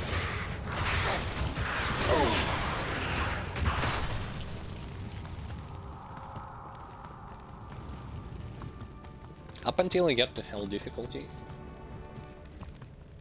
while playing as a ranged character, you can neglect resistances.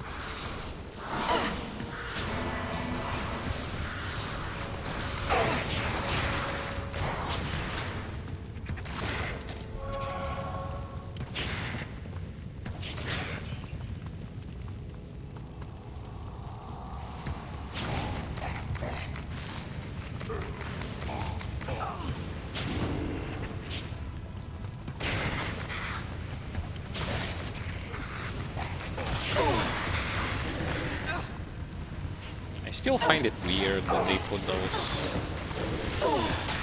those guys who can revive, but they got nothing to revive.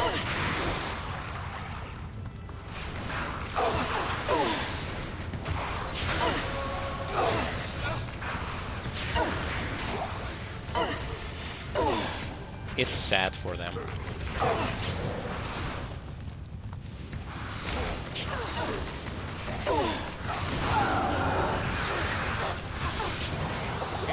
Yeah.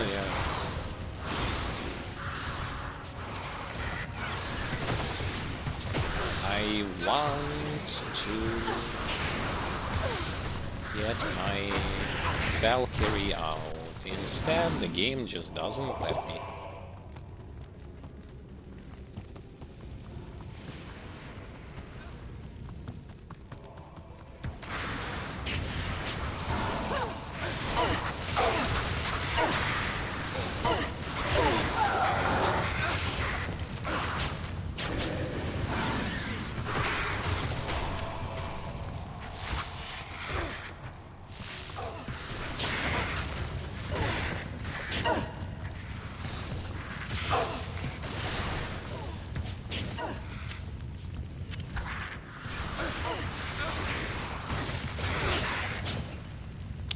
Waypoint, which is the reason why I came here in the first place, which is the thing that I got. I can move on now.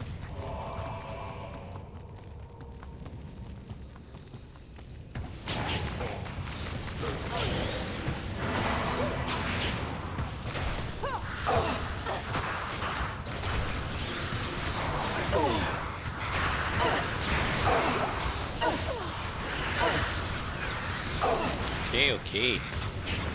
Chill.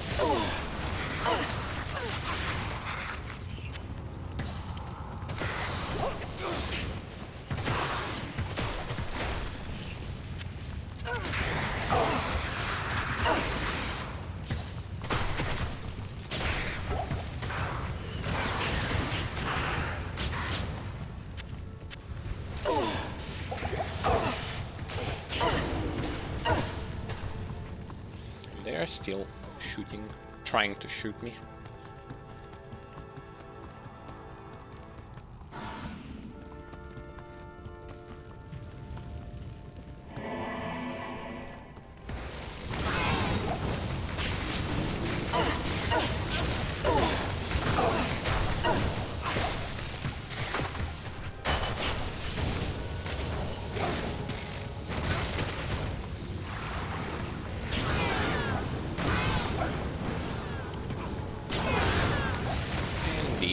enemies don't do anything.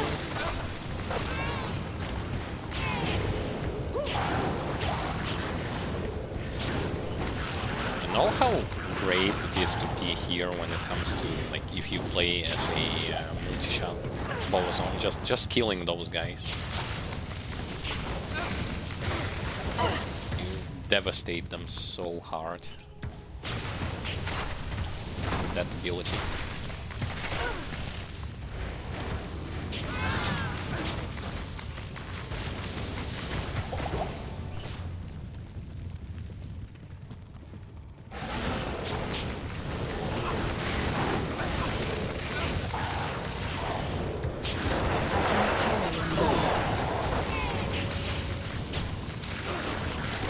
Thing that I grab that is not, no, it's not the thing.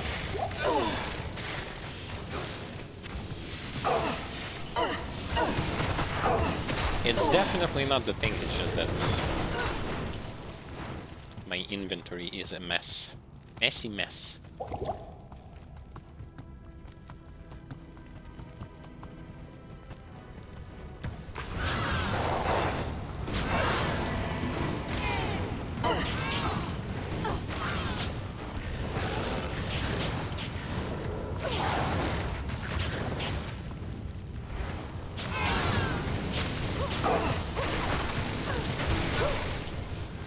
What is even more interesting is that pretty much no matter whether or not you are going to play multi-shot or you are going to play this build, you're still going to be using the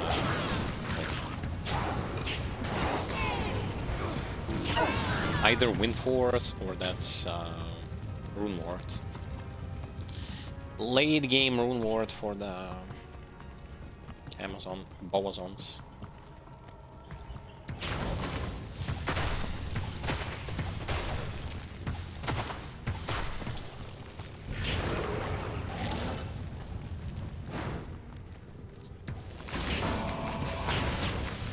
It's good from the perspective that you can actually respec however you want if you have those items.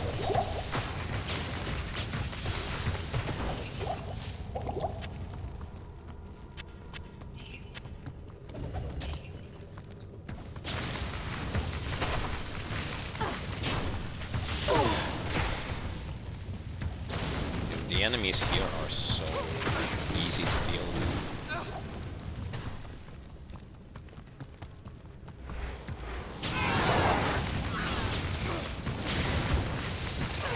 They are not beefy, they don't do much damage, they are overall so nice to deal with. However, here comes the Throne of Destruction, which I already see, like the enemies from Act 3, enemies from Act 4, like the knights. Fine, fine. If you say so.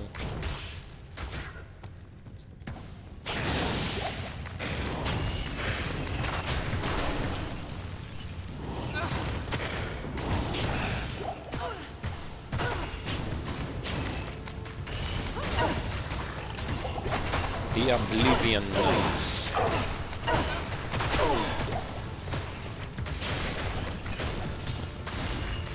I like the fact that this like combination of ice and fire action actually works fantastic. Because you get to have both the enemies who are hard to kill with fire and the enemies who are hard to kill with ice. Fuck you, miss.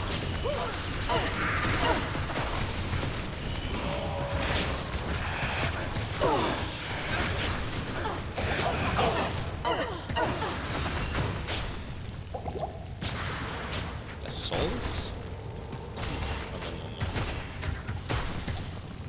No, no, no, no, no, no, no.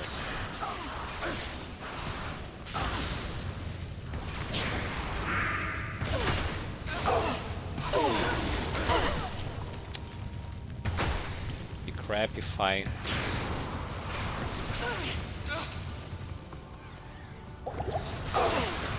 The reason why I want to get rid of them is because I might need to have some space for kiting out of that room.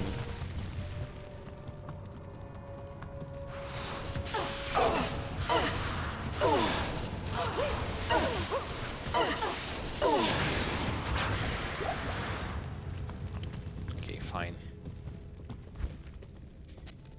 Yes, sirree.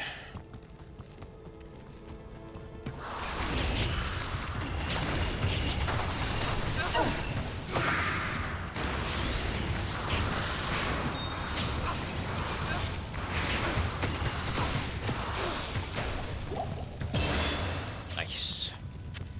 I was holding to like to use or not to use a healing item. Ended up not using it.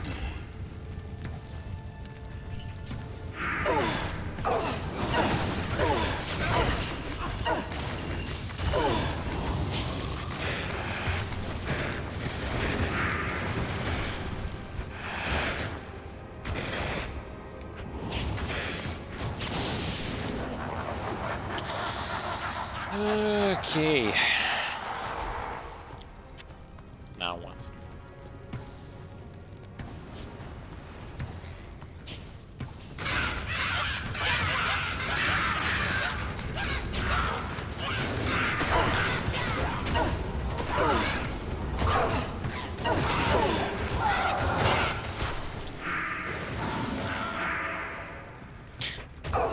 Dude, decrepify. Depoopify.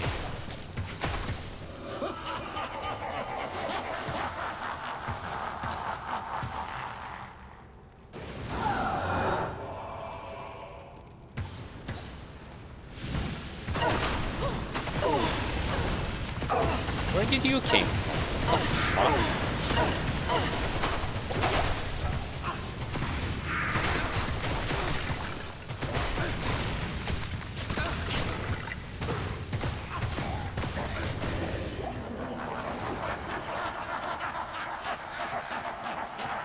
That guy appeared so randomly. Thanks.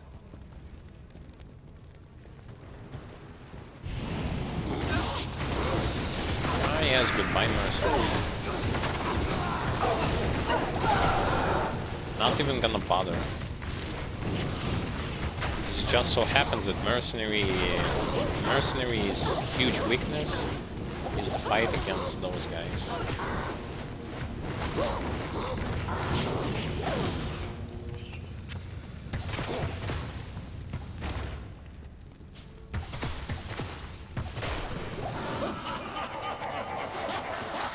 Yes, you can laugh there all you want. Just gonna go backtrack a little bit. Salutations.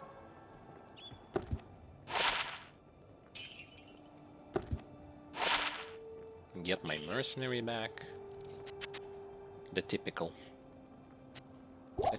stuff.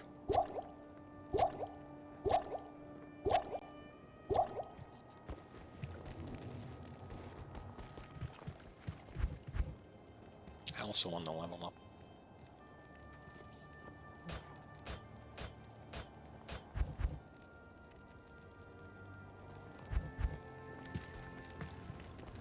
Afternoon.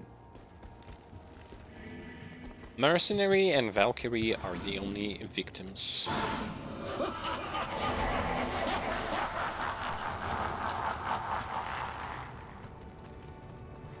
The purpose of me staying here is entirely related to the fact that otherwise I will get debuffed by Tail, decrepified, which is the debuff that is going to ruin everything for me.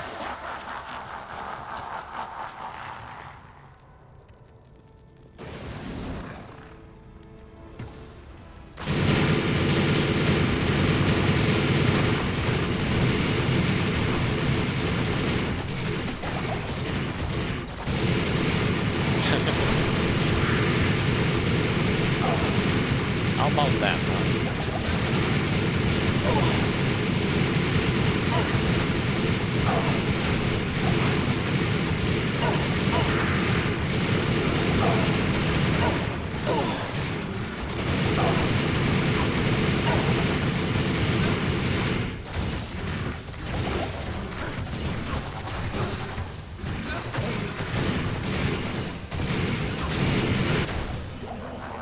go.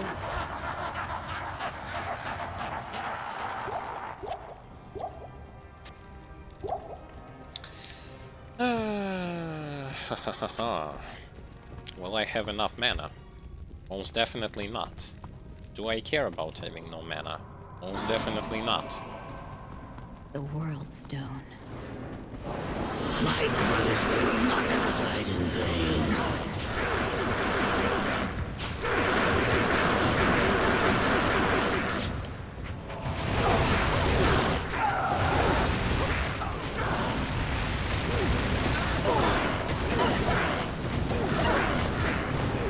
Hey, Duff. He's so squishy.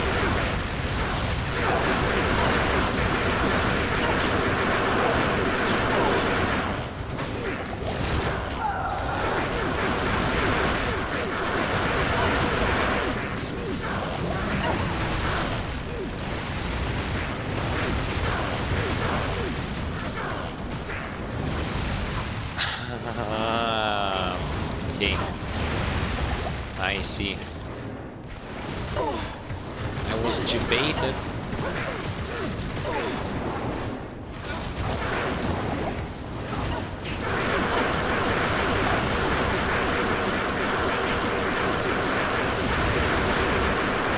Fuck the sound effect, seriously.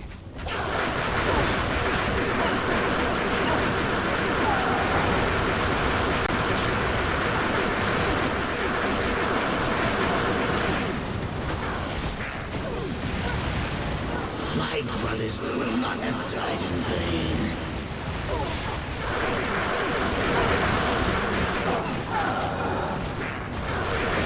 Fucking fuck this.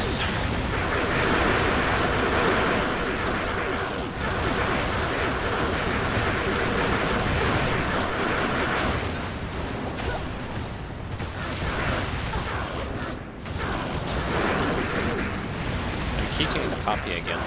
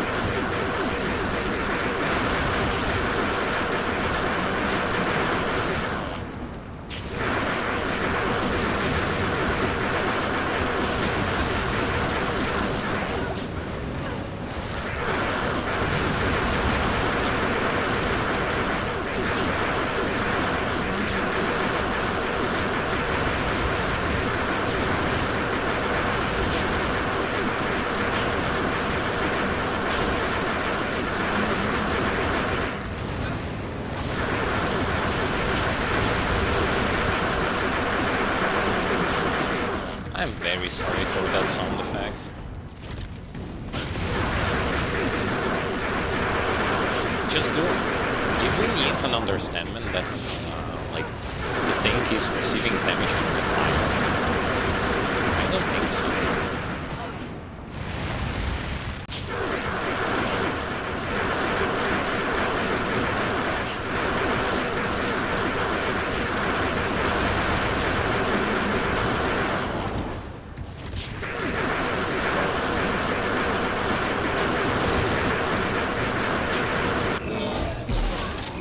Such a stupid idea from them.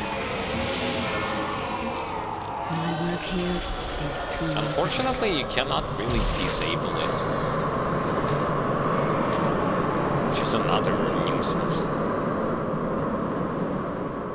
Fucking shit, man. Hello. I just had to listen to this constant repetitive sound effect for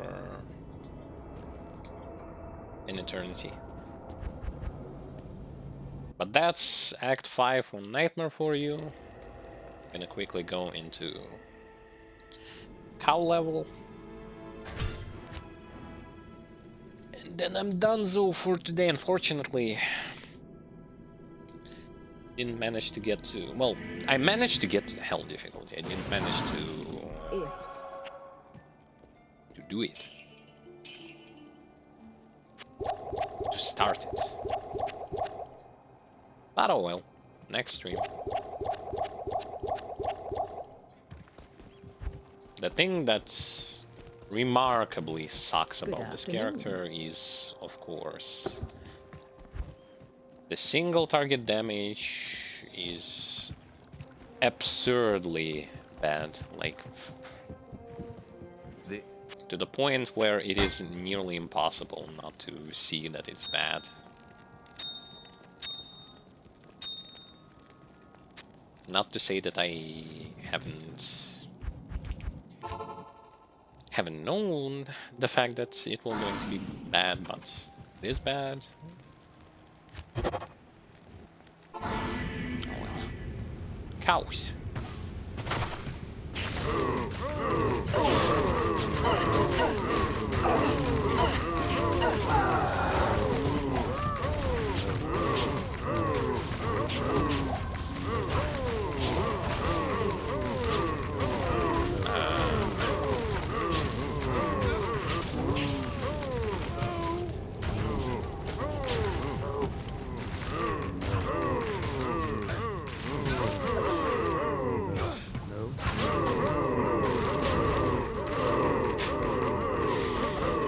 Oh yeah.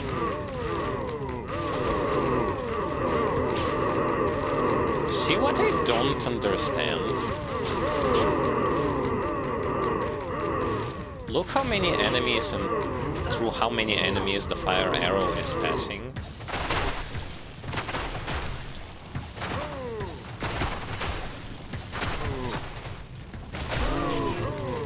But look at how many flames are being created. This is...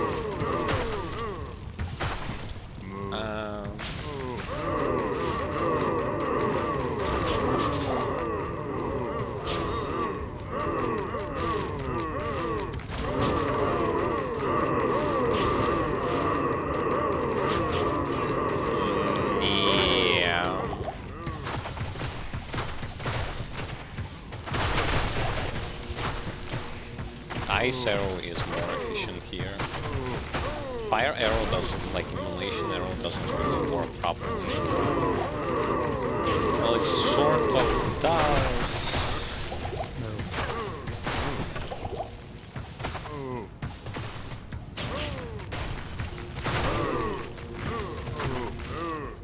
I don't like it.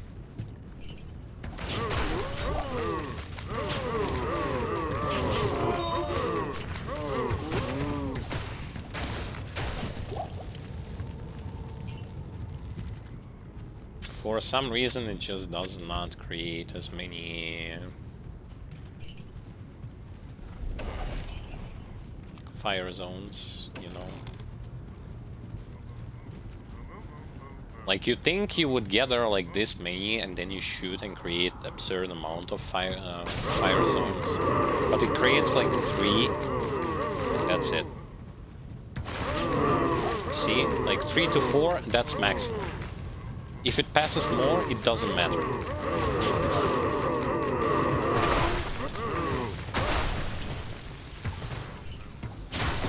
Another gimmick, and sometimes it doesn't even create anything.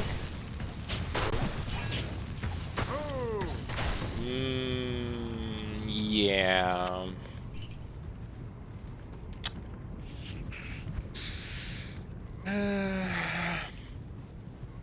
It's faster than Whirlwind Barbarian on Nightmare, but...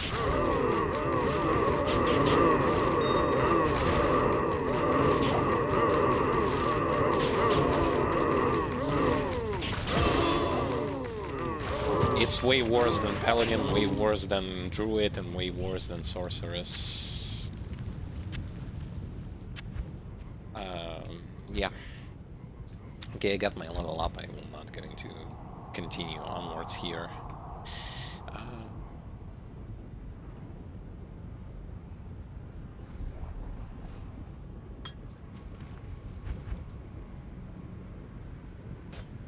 Important for me was to see how it goes, and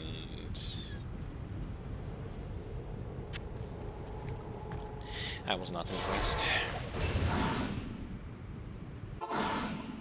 Plus, I couldn't kill him fast enough, so my mercenary died.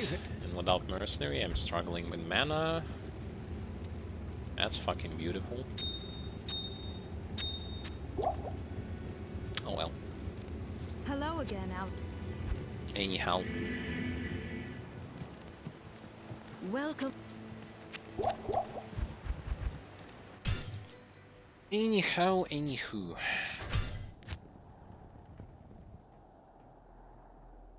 I was expecting to see more. On normal difficulty, I just one-shotted everything. And so, at this particular moment, I'm just gonna sell my poor bottles. And I'm going to get myself good bottles.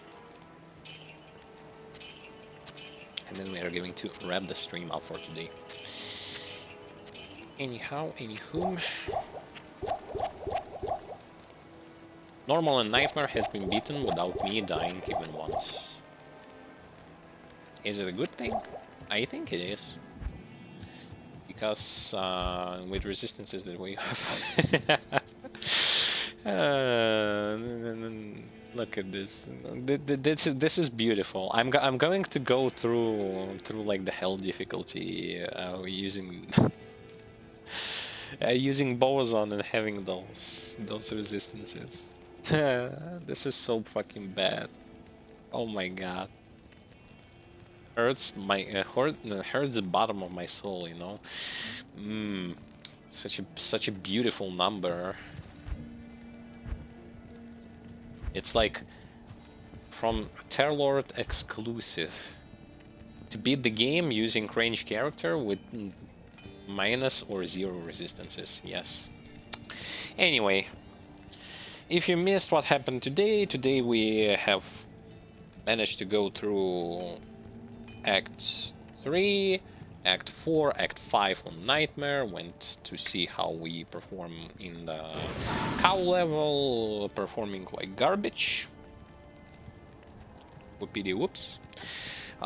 Because Immolation Arrow apparently has a limit to how many those flaming grounds can be created. In the cow level, it creates, no matter how big the pack is, it creates just 4.